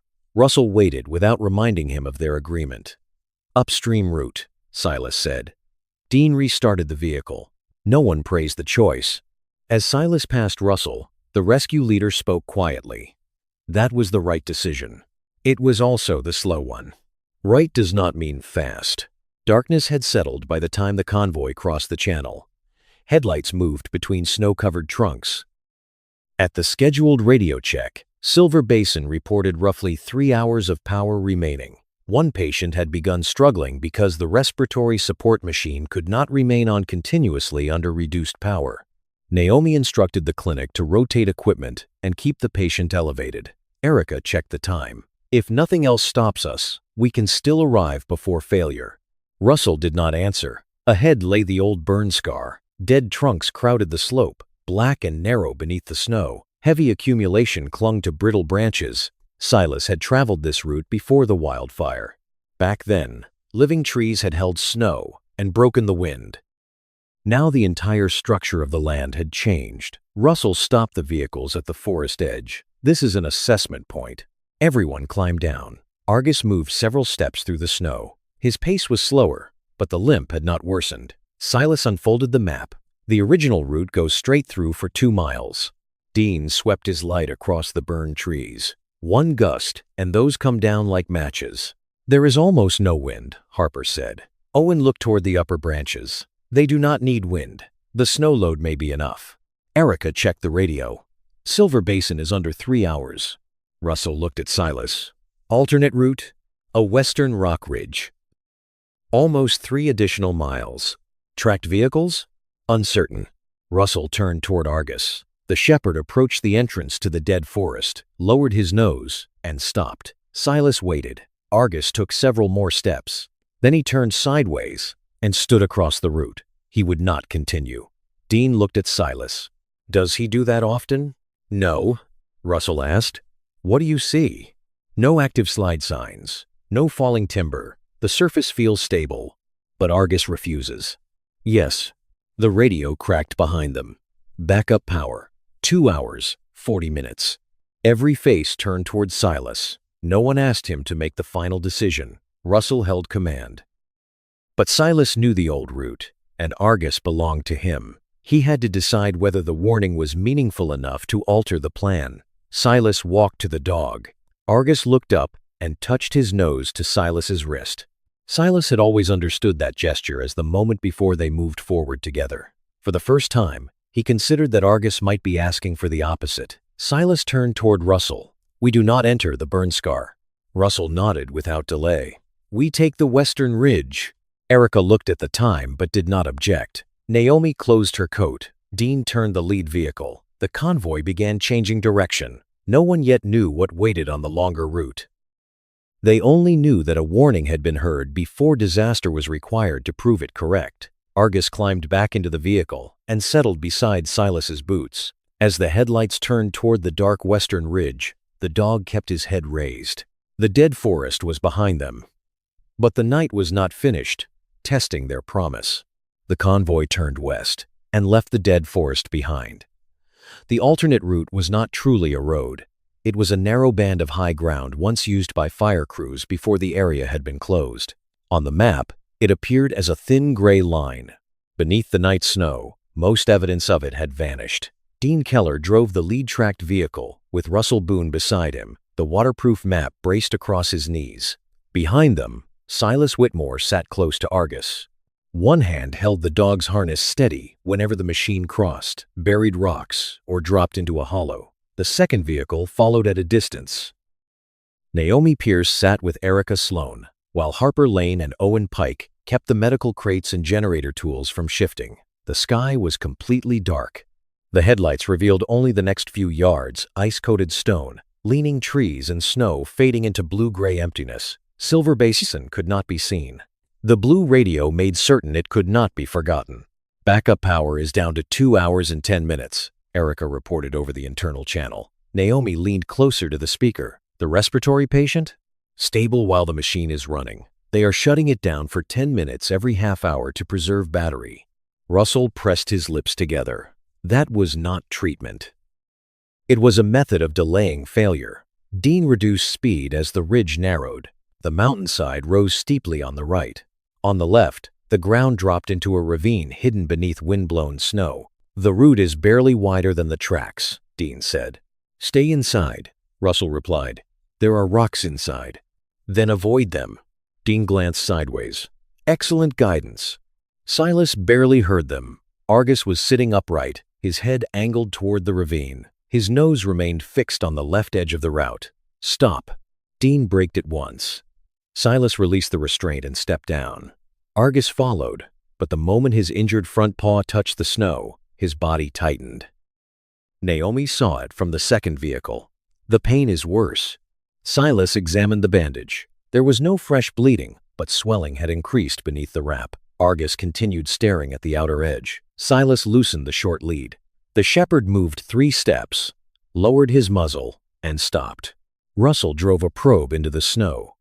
The first attempt struck solid ground. The second disappeared more than 3 feet without resistance. Russell stepped back. The left edge is hollow. Dean shut down the engine.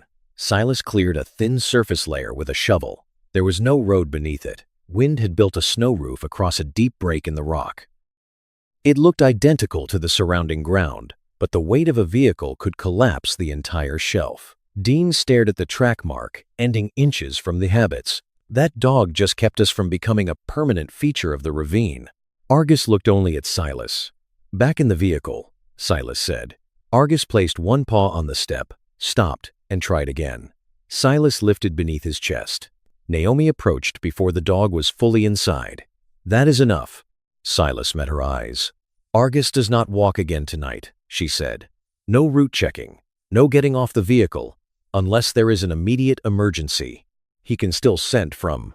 That is not what I said. Russell moved between them. Naomi has medical authority.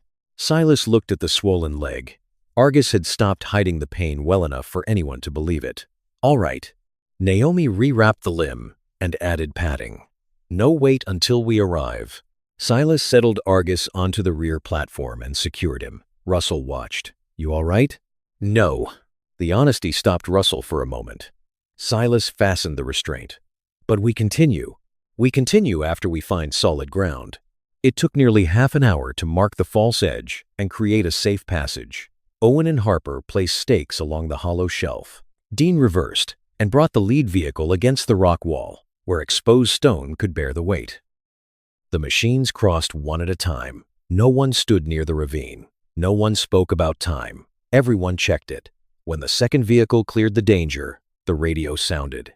1 hour and 38 minutes of power remaining, Erica said. Naomi shut her eyes briefly. Tell them to move everyone into the community hall. Concentrate heating in one structure. The internal roads are partly blocked, the reply came. They are using farm vehicles. Silas looked at Russell. At this speed? At least 2 hours. Too late. I know. There is a shorter branch from here. Russell did not need to ask which one.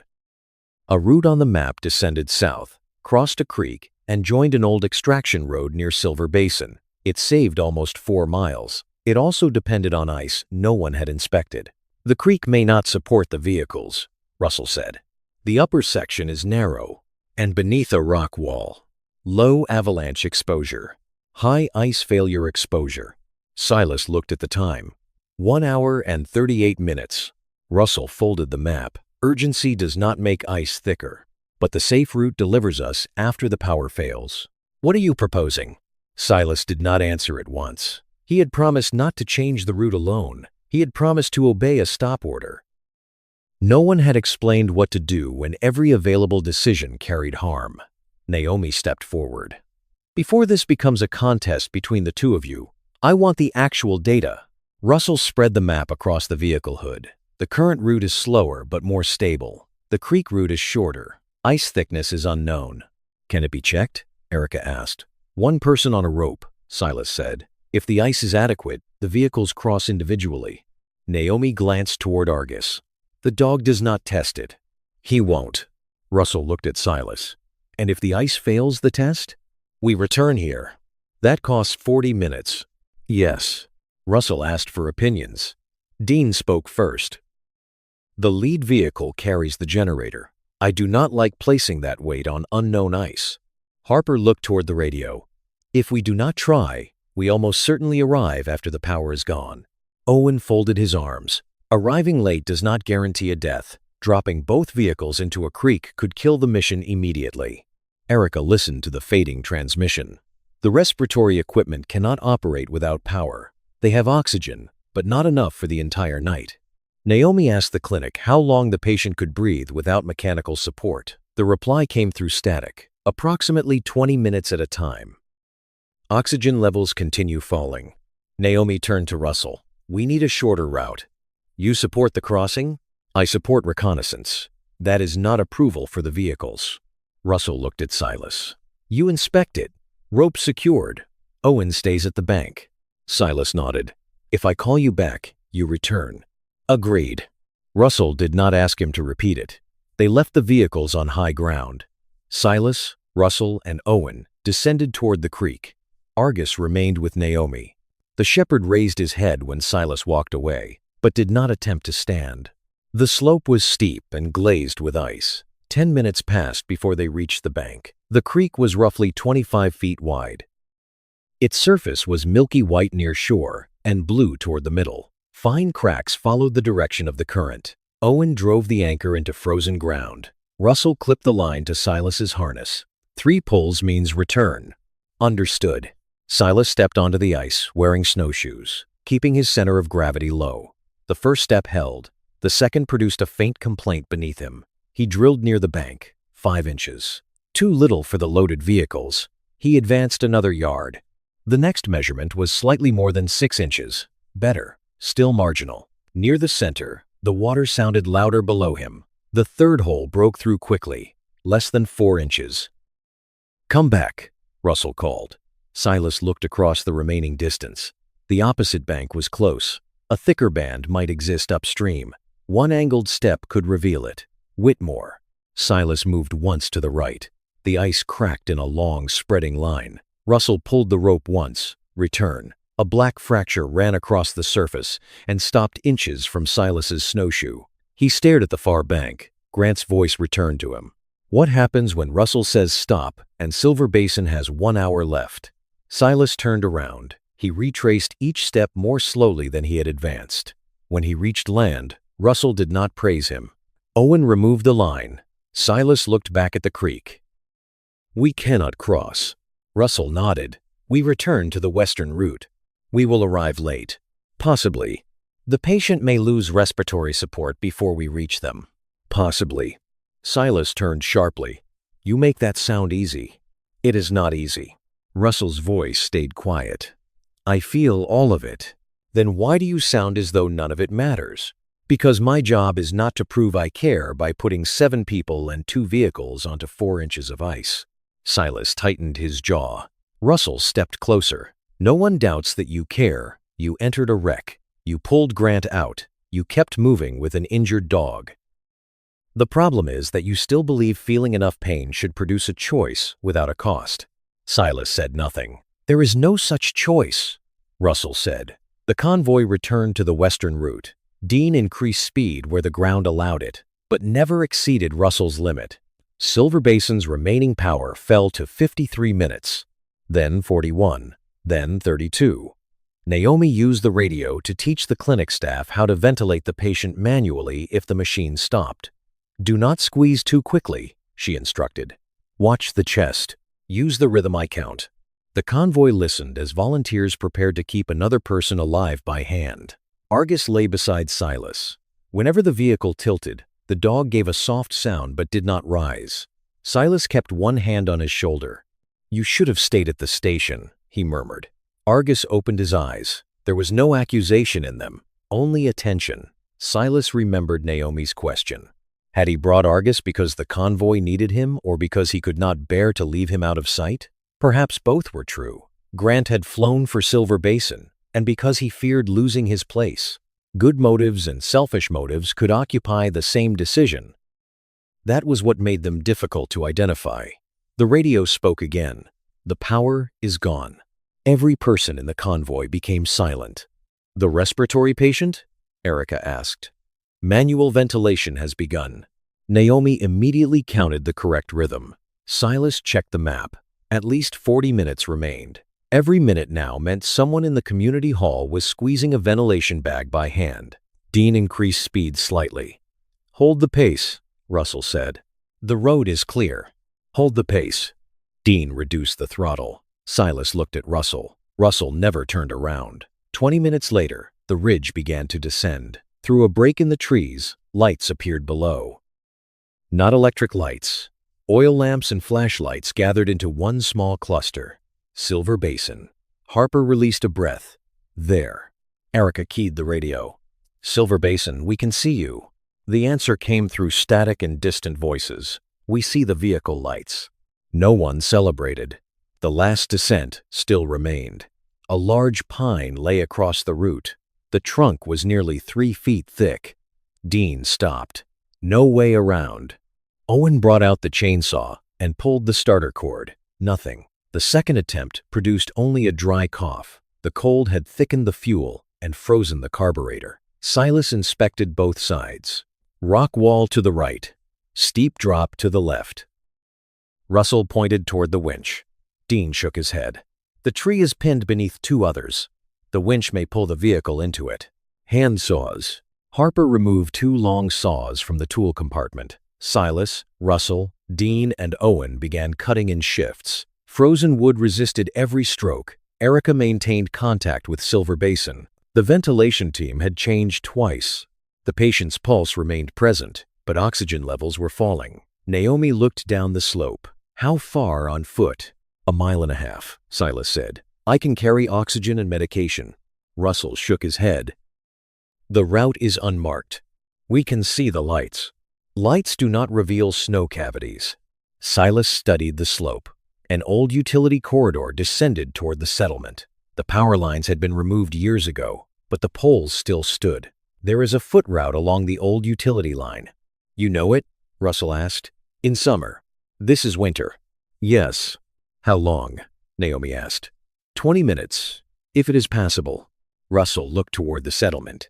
No one goes alone. I go with Naomi, Silas said. Then he waited. He did not reach for the oxygen. He did not issue instructions. Russell made the decision. Argus stays. Dean and Owen continue cutting. Harper remains with Erica. I go with Silas and Naomi. Naomi lifted a medical bag, a compact oxygen cylinder, and a backup ventilation bag. Russell spoke into the radio. 3 people moving on foot. If we are not down in 25 minutes, no one follows.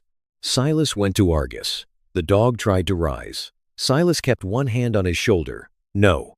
Argus whined softly. Stay with Erica. Erica took hold of the harness. I have him. Silas crouched and pressed his forehead briefly against the shepherd's head. Then he turned away. For the first time that day, Silas left Argus behind while entering the uncertain ground himself. The utility corridor had nearly disappeared. Old wooden poles marked a steep line through the forest. Silas led, testing each section. Naomi followed. Russell covered the rear. They remained connected by rope, but kept enough distance to avoid pulling one another off balance. 10 minutes passed without trouble. Then they reached fresh snow deposited across the slope. Go above it, Russell ordered. The direct line is shorter, Silas said. Above. Silas did not argue. The detour cost 5 minutes. At the final tree line, the lights of Silver Basin filled the valley below. A man carrying an oil lamp ran toward them. The clinic is in the community hall. Naomi accelerated. Silas caught her arm before she stepped onto a sheet of road ice. Do not fall now. They crossed a yard crowded with snow-covered farm vehicles. Nearly 30 residents had gathered inside the hall around a wood stove. An elderly man lay on a folding cot. 2 exhausted volunteers alternated, squeezing the ventilation bag. His face was gray. Naomi took control immediately. Connect oxygen. Slow the rate.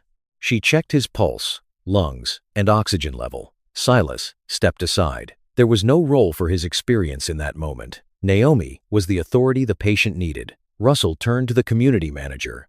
Where is the agricultural generator? Rear equipment shed.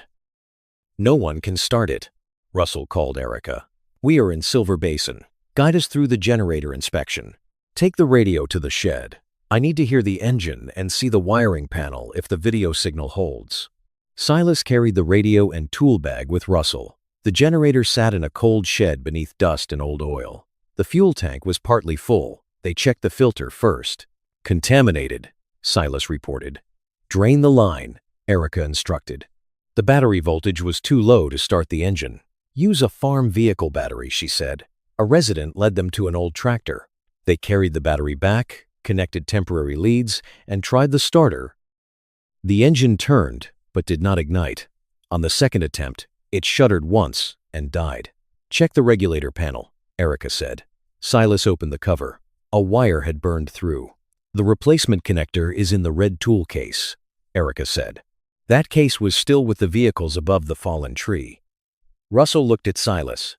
Temporary repair? Silas studied the damage. Possible. The word stopped both men. Russell asked the question that mattered. How safe? Safe enough for low load if we monitor temperature. The connection could overheat. It could destroy the panel. Poor insulation could create a shock hazard. Russell raised the radio. Erica, recommendation? Her answer took several seconds. I would not approve it under normal conditions. These are not normal conditions. Then 2 people monitor it. Silas makes the connection. Russell reads temperature and current. The generator shuts down the moment either exceeds my limit. Russell met Silas's eyes. Shared decision. Silas nodded. Shared. They cut away the burn section, installed a temporary lead, and insulated it twice. Russell stood with a fire extinguisher. Silas kept one hand near the shutdown control. Erica counted through the radio. Start. The engine turned, shook. Black smoke left the exhaust. Then the generator settled into a rough, steady rhythm. The indicator light came on. Temperature rising, Russell said. Within range, Erica answered. Connect the smallest load first. A weak row of ceiling lights illuminated the community hall. People cried out in relief. Naomi did not. She connected the respiratory machine, watched the pressure, and checked the patient. The device began operating steadily. The volunteer holding the ventilation bag released it and nearly collapsed from exhaustion. Silas stood in the shed doorway, listening to the generator. It did not sound like victory. It sounded like an old engine surviving on a temporary wire. Limited, fragile. Enough. Nearly an hour later, the convoy reached Silver Basin. Dean brought the replacement regulator into the shed. Erica did not leave the vehicle until Naomi checked her breathing and shoulder. Argus remained in the rear compartment. When Silas approached, the shepherd tried to stand. This time, Silas supported his chest and helped him down without allowing weight on the injured leg. Inside the hall, the temperature had begun to rise. Medication had been moved into powered refrigeration. The respiratory patient's color had improved. Naomi met Silas's eyes and nodded once. The immediate crisis had passed. Erica supervised the full regulator replacement. Russell worked with the community manager on fuel limits, power rotation, and the road clearing plan for morning. No one gathered around Silas. No one called him a hero. He felt more relieved by that than he expected. Argus lay beside his boots. Naomi approached. He needs several days without work. I know. No tracking. No route assessment. No running beside vehicles. I know. You are not arguing? Silas stroked the fur behind Argus's ear. I may have exhausted my supply. Naomi sat opposite him. You returned when Russell called you off the ice. Yes. You waited for his decision before leaving the convoy. Yes. Was it difficult? Silas watched residents distribute blankets and hot coffee. More difficult than entering the helicopter. Naomi did not smile. She understood. Moving toward danger was something Silas had been trained to do. Stopping, sharing authority, and accepting another person's slower choice were new skills. Argus placed his head across Silas's knee. He warned us 3 times today, Naomi said. 4. What was the 4th? Silas looked down at the dog. That moving forward is not always the answer. That night, Silver Basin had electricity again. Not enough for every house. Enough for the clinic, the community hall, medication, refrigeration, and communications. Residents slept together in the heated building. Erica estimated the generator could operate for 2 days if the load remained controlled. Before Silas rested, Russell called him outside. The snow had stopped. Stars filled the sky above the moonlit range. Russell handed him coffee. Grant reached the hospital. His leg needs surgery. Several ribs are broken, but the lung is intact. Colin is stable. Long-term cold injury to the leg looks unlikely. Silas released a breath. And the crash investigation? It begins when conditions allow. Russell looked toward the mountain. Erica will answer for the warning. Grant will too. Do you think he should lose his license? Not my decision. What do you think? Russell considered it. He made the wrong choice. I also believe the people here genuinely needed that flight. A good reason does not erase the result. No. But the result does not make everything he did malicious. No. Russell looked at Silas. That is the difficult part. Inside, the generator continued running. Tomorrow we open the road and hand the operation to the county, Russell said. And the flight? There is no flight anymore. Silas looked across the snow-covered roofs. Grant will want to know we arrived. Naomi sent word. Russell drank from his cup. You should tell him yourself. Why? Because you pulled him out. Because you completed what he tried to do. And because he may need to hear that it was completed without repeating his decision. Silas was not sure he wanted to carry that lesson to Grant. It felt too close to judgment. Russell seemed to understand. You do not need to tell him he was wrong again. He knows. Then what do I say? The truth. Russell returned inside. Silas remained beneath the stars. Through the window, he could see Argus sleeping beside the stove, the bandaged leg extended across a folded blanket. He thought of Grant trying to prove he still belonged. Erica boarding because she feared the mission would continue without her. Colin crawling uphill because he could not leave the others. Argus working through pain because each refusal had protected someone. None of them had simple motives. None were entirely right. None were entirely wrong. But there was a difference between courage and believing a person had to carry everything alone. Silas went inside and lay on the floor beside Argus rather than taking the empty cot. The dog opened one eye when Silas placed a hand on his back. Tomorrow, we go home. Argus exhaled and closed his eyes. Outside, the generator continued to run. Far away, new snow covered the helicopter wreckage and the evidence buried around it.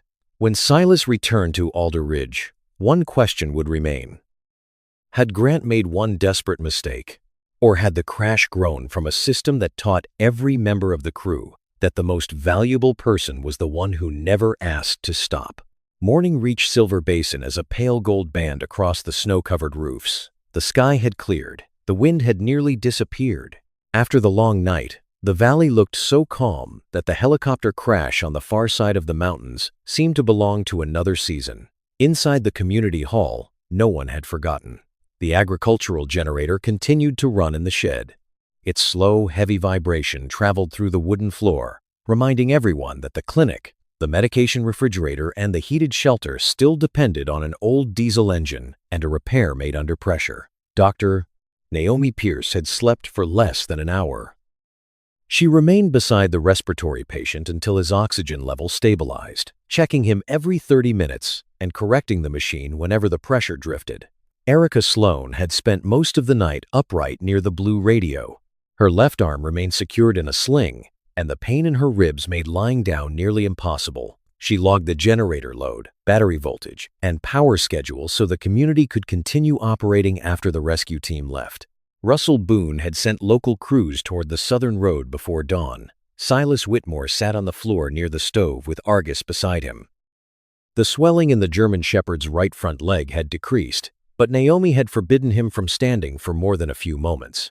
Each time the door opened, Argus lifted his head and watched the person entering. Then he looked at Silas, as though waiting to hear whether they had another assignment. Silas had not told him the mission was over. He was not certain he believed it himself. Naomi placed a cup of coffee beside him. How long did you sleep? An hour. Not enough. Silas looked at her. And you? 40 minutes. Then you have no authority to judge me. I'm a physician. Judgment is part of the position. She knelt beside Argus and removed the outer bandage.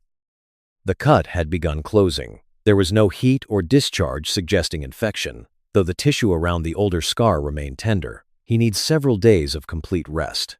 We'll go home when the road opens. Not your version of rest, where you return home and let him patrol the lake. No patrol.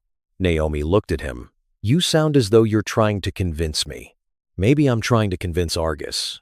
The dog rested his head against Silas's boot. Naomi applied a clean dressing. He will adjust. Silas watched the brightening window. I'm not sure. You're not talking about the dog. He did not answer. Naomi did not press.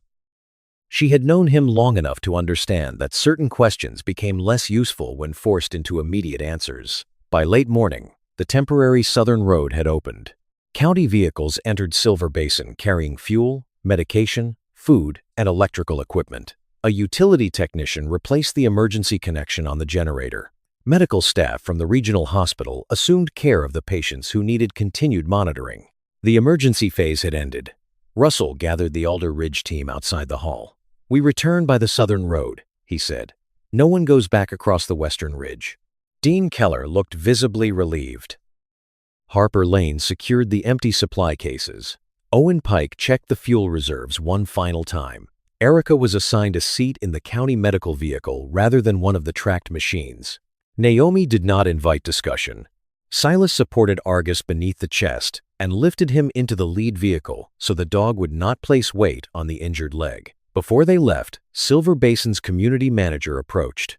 He was around 60, with thick silver hair and a face worn by the previous night. He shook Russell's hand, then Naomi's. He stopped in front of Silas. "The community wants to thank you." Silas glanced toward the hall, where several residents stood near the doorway. "That isn't necessary." "It is." The man pointed toward Argus. "And him." Argus sat inside the vehicle with his injured paw raised slightly from the floor. "We delivered equipment," Silas said. "No." The man held his gaze. "You delivered a way for us not to decide who received electricity first." Silas said nothing. The previous night, Silver Basin had reduced life to its most basic requirements. One patient needed assisted breathing. Medication needed refrigeration. 30 people needed a heated room. When resources became scarce, every decision turned into the question of who would absorb the loss first. Silas understood that pressure, not only from rescue work.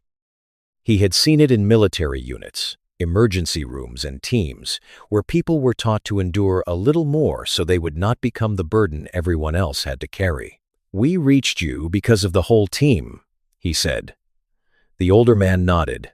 "I know." He looked toward Russell, Naomi, Erica, and the others. "That is why I'm thanking all of you." Silas could no longer reject the gratitude without diminishing the people who had shared the work. He gave a small nod.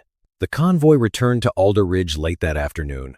The parking area was crowded with county vehicles, ambulances, news vans, and 2 black SUVs belonging to the aviation investigators. The story had already spread. A rescue helicopter had crashed while delivering emergency equipment. All 3 crew members had survived. A former Navy SEAL and a German Shepherd had found them. A ground convoy had completed the mission overnight. It contained every element needed for a clean public narrative. The truth was less convenient. Reporters called out as the lead vehicle stopped. "Mr. Whitmore, did your dog locate the entire crew? Did you pull the pilot out alone? Do you believe Captain Holloway saved Silver Basin by choosing to fly?" Silas did not respond. Russell walked directly to the barrier. "No one gives statements before the initial investigation is complete." A reporter raised his voice. "Was this mechanical failure or pilot error?" Russell looked toward the blocked entrance. "At the moment, the clearest safety hazard is a group of people standing in an ambulance lane." The crowd moved. Silas helped Argus down, keeping the dog's weight off the injured leg. Cameras followed the movement. Argus pressed against Silas, ears lowered. "Come on," Silas murmured. Naomi led them through a side entrance. The investigation began that same afternoon. 2 federal specialists took over the map room. Maya Keene, 48, was the lead investigator. Her short black hair showed gray at the temples, and her calm manner made every question sound precise rather than accusatory.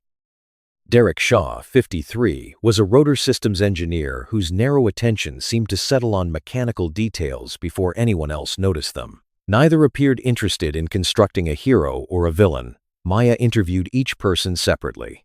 Silas entered after Russell. Argus remained in the corridor with Naomi. Maya placed a recorder on the table. "Describe what you saw before the aircraft disappeared." Silas gave her the sequence. The repeated nose movement, the unstable altitude, the tail vibration, the sudden roll, the impact behind the ridge. Maya did not interrupt. "You are not a helicopter engineer?" "No." "You have worked around military aircraft?" "Yes." "Are you certain the tail movement was not mountain turbulence?" "No." She wrote something down. "Then I will record it as a possible loss of directional stability observed from a distance."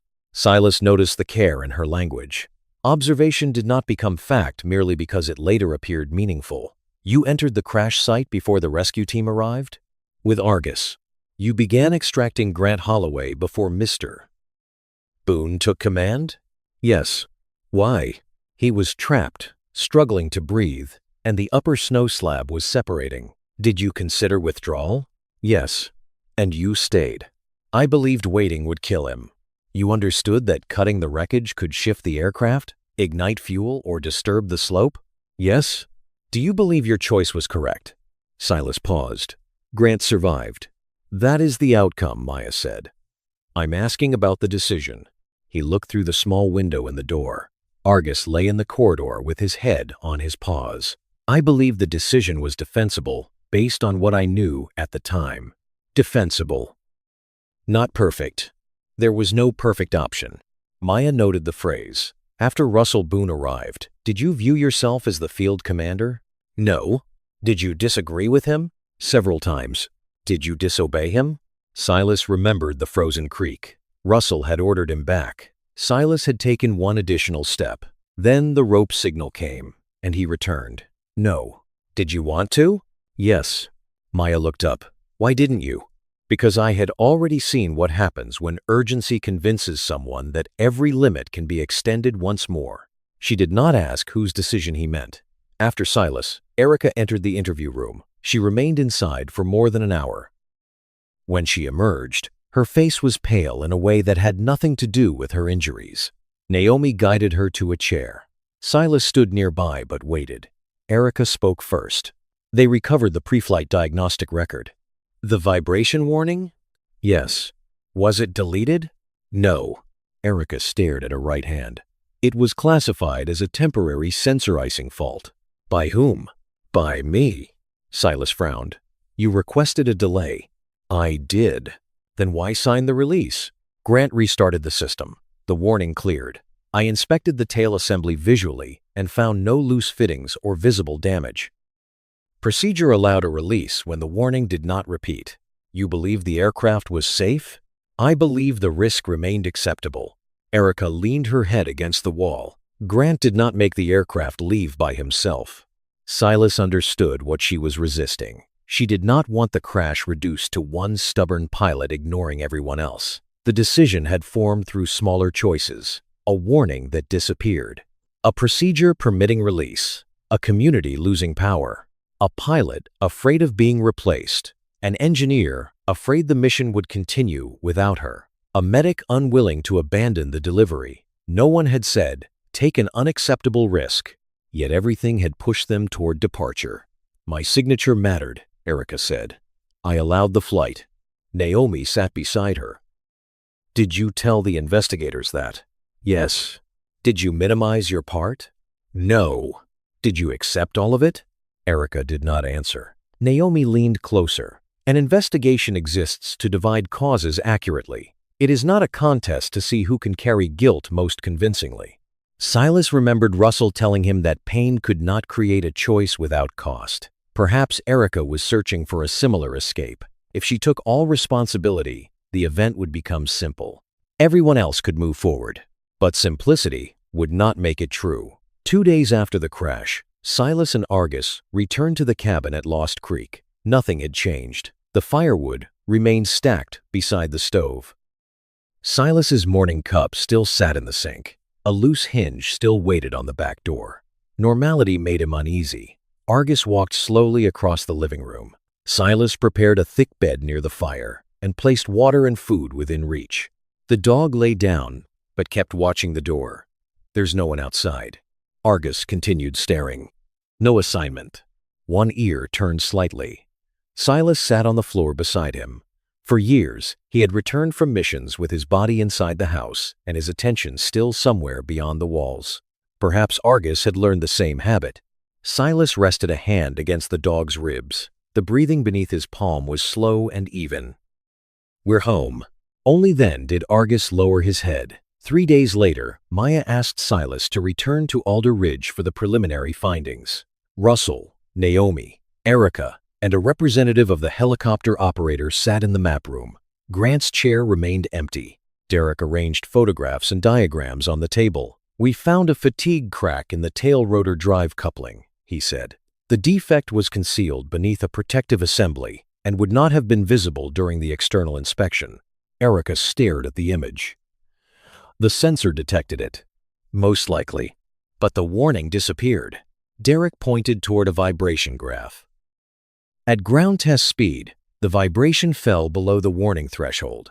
Under flight load and lateral wind, the crack opened further. Russell asked, then the crash was mechanical failure? One contributing cause, Maya said. She placed another section of the report on the table. The maintenance interval had also been extended because the operator lacked a backup aircraft for 6 weeks. The company representative shifted. Each extension remained within regulatory allowances. Individually, Maya agreed. She turned the page. The captain had recently returned after medical treatment. The field engineer was working her 6th consecutive shift. The medic had exceeded standard duty hours twice that month. Maya continued. The organization has a written policy allowing any crew member to stop a mission for safety. That is required policy, the representative said. Yes, yet no mission has been canceled under that authority in 18 months. Russell looked up. There were no safety concerns? There were 11 documented pre-flight concerns. Then why did no one stop? Maya looked around the table. That is the central question.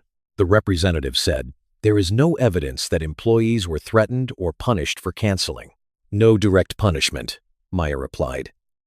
Performance evaluations emphasized completion rate, response speed, and operational availability. Erica closed her eyes. No one told us we could not stop, she said quietly. She opened them again, but everything else told us to continue. The room fell silent. There was no single order to ignore danger, no obvious villain standing at the aircraft door. There was only a system that praised endurance, celebrated constant readiness, and slowly made uncertainty feel like personal weakness. Silas thought about the language people had used for him. Always willing to go in, never gives up. He thought about Argus, relentless, loyal, will work through anything. Those words sounded like praise. They could also become instructions no one remembered giving. Maya turned to Silas. You said accepting Mr. Boone's authority affected later decisions. Yes. Give me an example. The frozen creek. The ice was too thin. Russell ordered me back. Did you return immediately? Silas looked at Russell. No, I took one more step. Russell remained silent. Then he gave the rope signal, and I returned. Maya wrote it down. Why include that detail? Because it belongs in the account. You ultimately followed the instruction, but my first impulse was still to continue. Silas looked toward the report. The problem is not only whether someone says stop. The team has to create enough space for that person to be heard. Maya nodded slowly. The preliminary meeting ended without assigning final individual blame.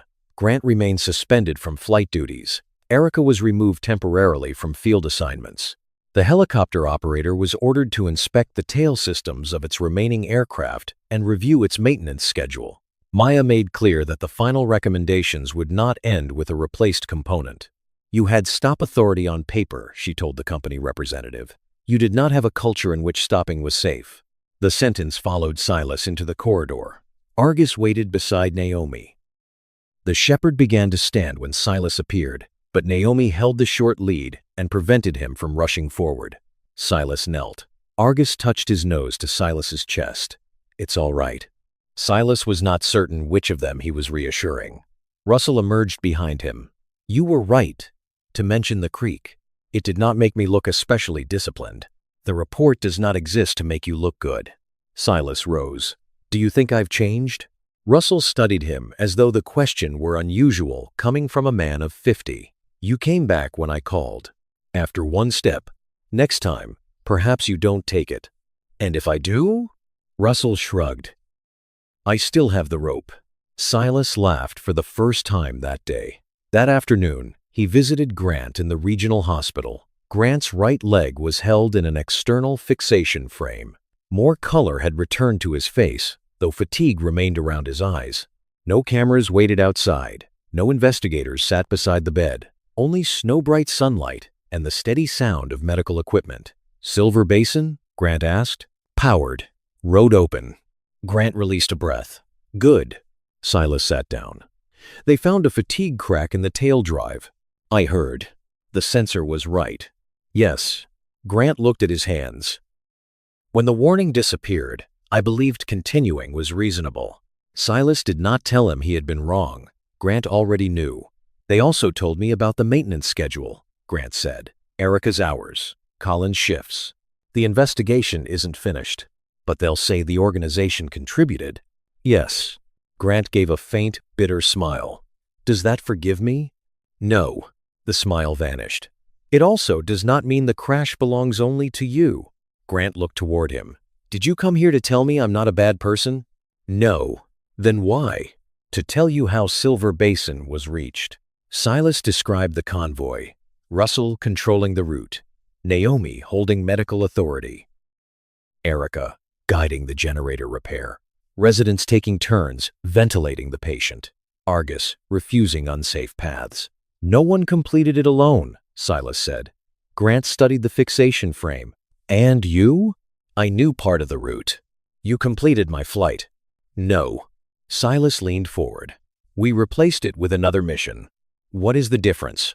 The flight was built around getting there as quickly as possible. They were losing power. I know. The ground team was built around the rule that anyone could stop it. Grant turned toward the window.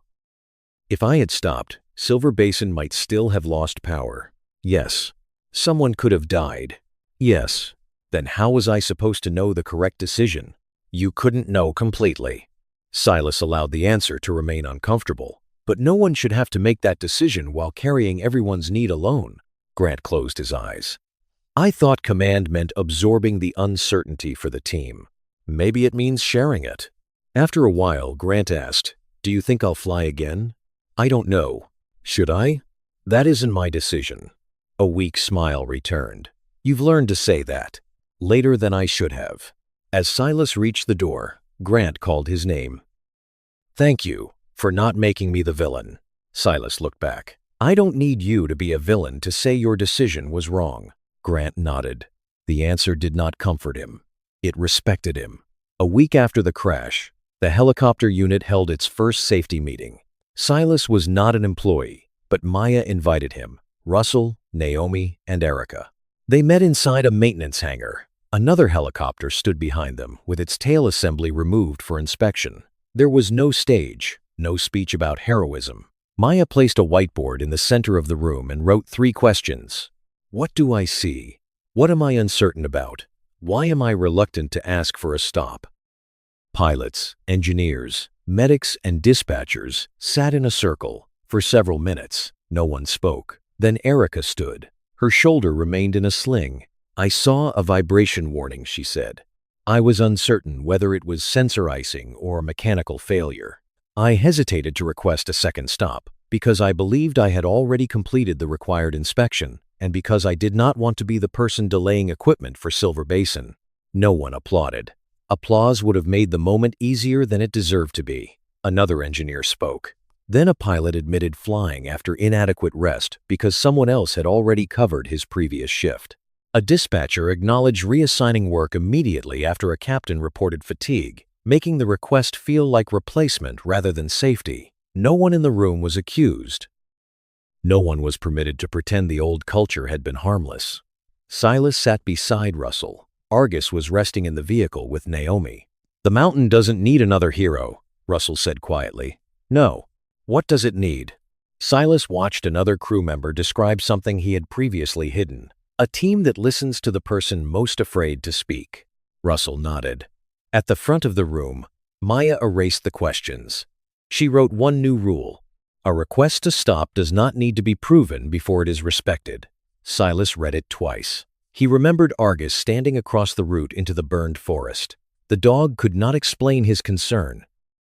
He could not present measurements or predict the exact failure. He had simply refused to continue. The team had listened. Perhaps change did not begin when people knew more. Perhaps it began when they stopped demanding complete proof from the first person willing to admit uncertainty. That evening, Silas drove Argus back to Lost Creek. The final sunlight stretched across the frozen lake. Argus crossed the porch slowly, placing only light weight on the injured paw. Silas opened the door. The dog did not enter. He turned toward the distant mountains, toward the crash site, toward the places where 3 people had been found. A community had waited, and Silas had learned to return when called. We don't have to go back. Argus watched the ridgeline for several more seconds. Then he entered the cabin.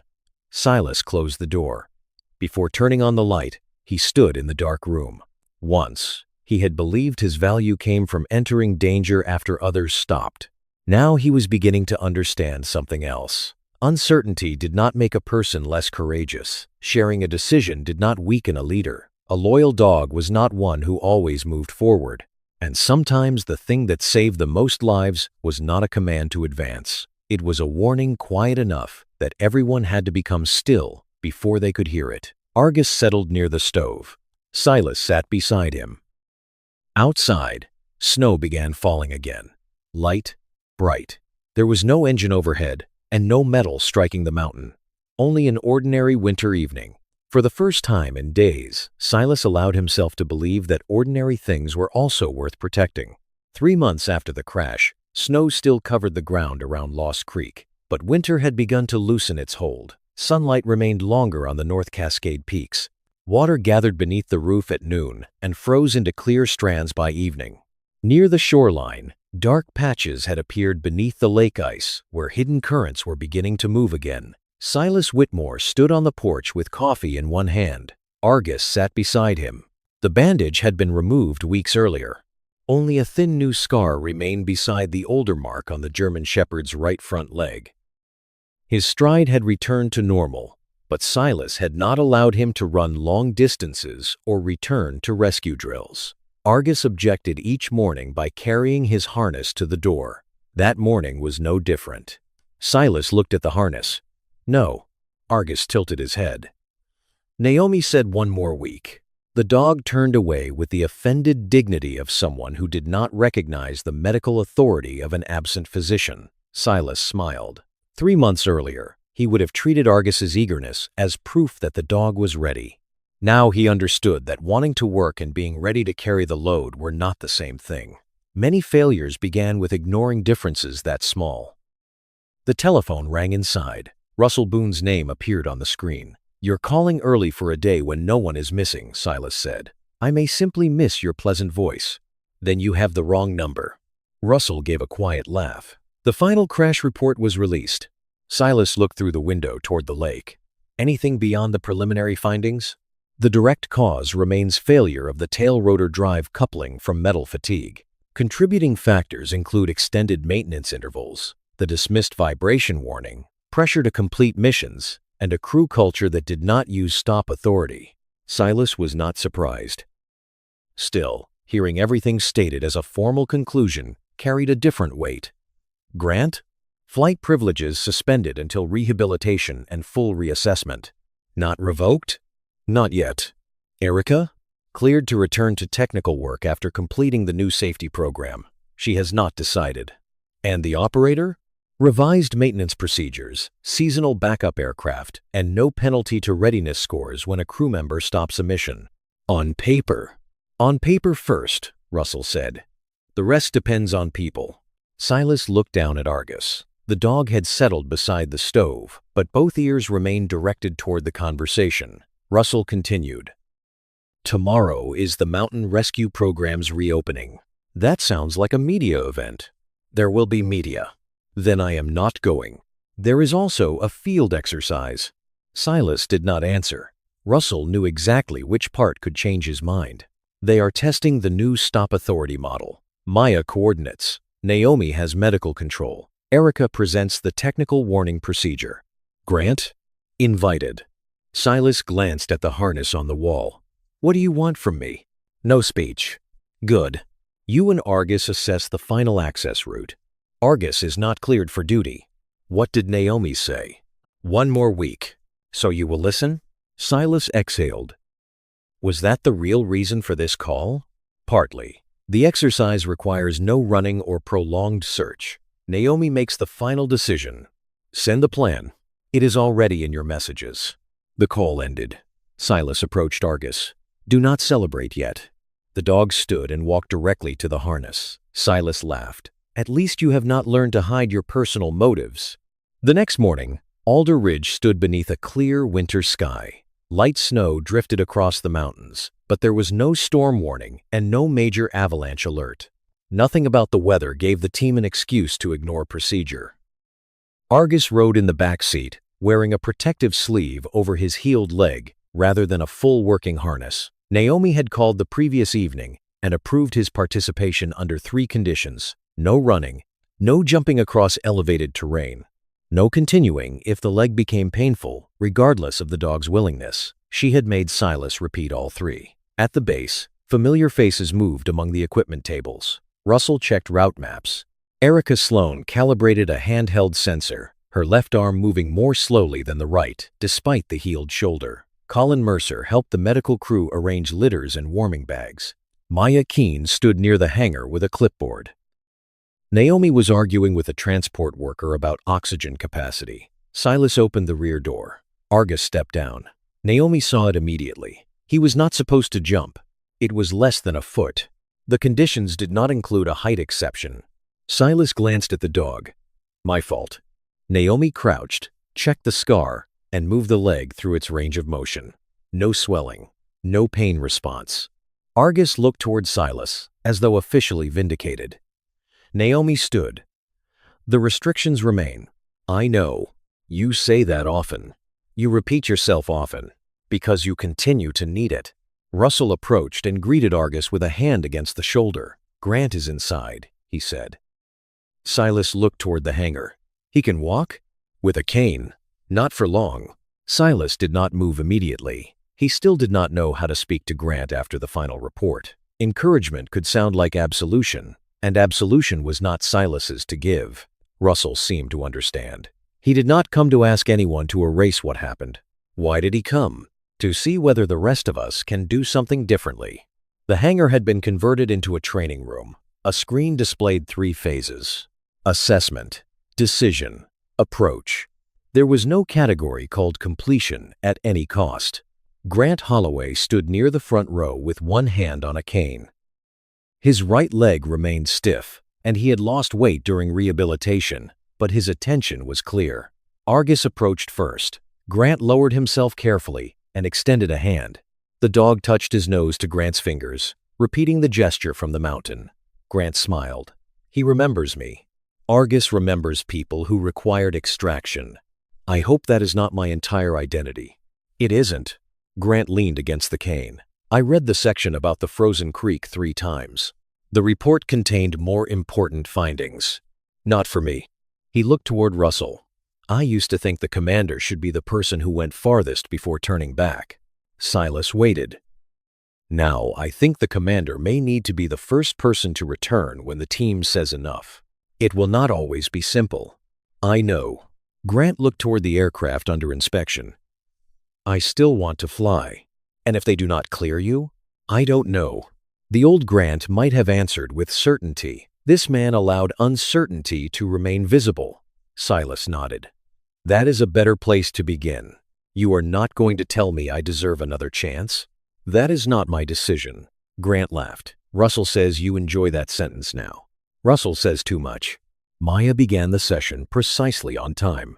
Today's exercise does not test whether the team can reach a site, she said. It tests whether the team can identify when it should not. She wrote 3 questions on the board.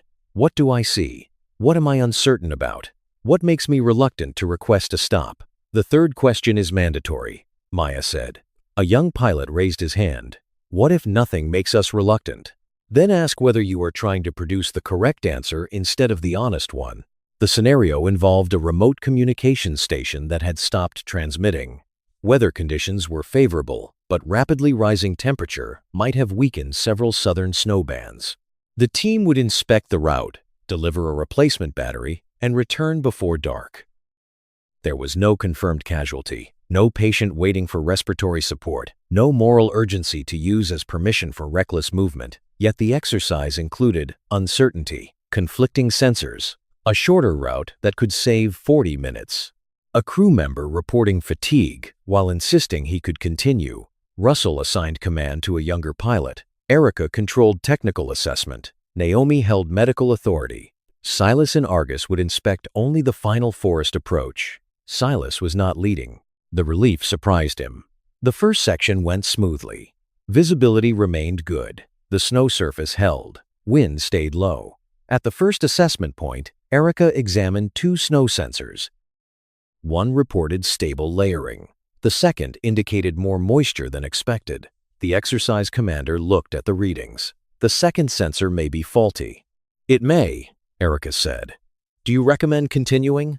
She studied the displays. I see inconsistent data. I am uncertain which reading is accurate. He asked the 3rd question. What makes you reluctant to call for a stop? Erica looked up the slope. The weather appears safe. I do not want to turn a sensor fault into a reason to delay the entire team. She took a breath. "I am requesting a temporary stop for manual verification." No one challenged her.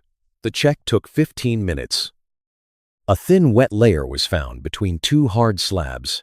It did not require canceling the exercise, but it eliminated the southern route. The team shifted north. No one called the 15 minutes a delay. Silas noticed the change in language. At the final approach, he clipped a short line to Argus's protective harness. The dog moved slowly through the snow. No pulling, no urgency. Silas stayed beside him, watching the rhythm of each step. A low forest separated the team from the communications station. Maps showed no major hazard. After 50 yards, Argus stopped. His muzzle turned right. Then he stepped backward. Silas gave no command to continue. The snow appeared undisturbed. The exercise commander approached. "What has he detected?" "I don't know." "Wildlife? Possible. Pain in the leg?" Silas watched the dog's stance. Argus was bearing weight evenly. His focus remained fixed between two trees. "If we detour left, we lose 30 minutes, the commander said. Silas remained silent. "Are you requesting a stop?" In the past, Silas might have asked for more evidence. He might have taken several steps forward. He might have sent Argus closer until the warning became easier to explain. But the new rule did not require proof before respect. "Yes," Silas said. "Stop here." No one asked whether he was certain.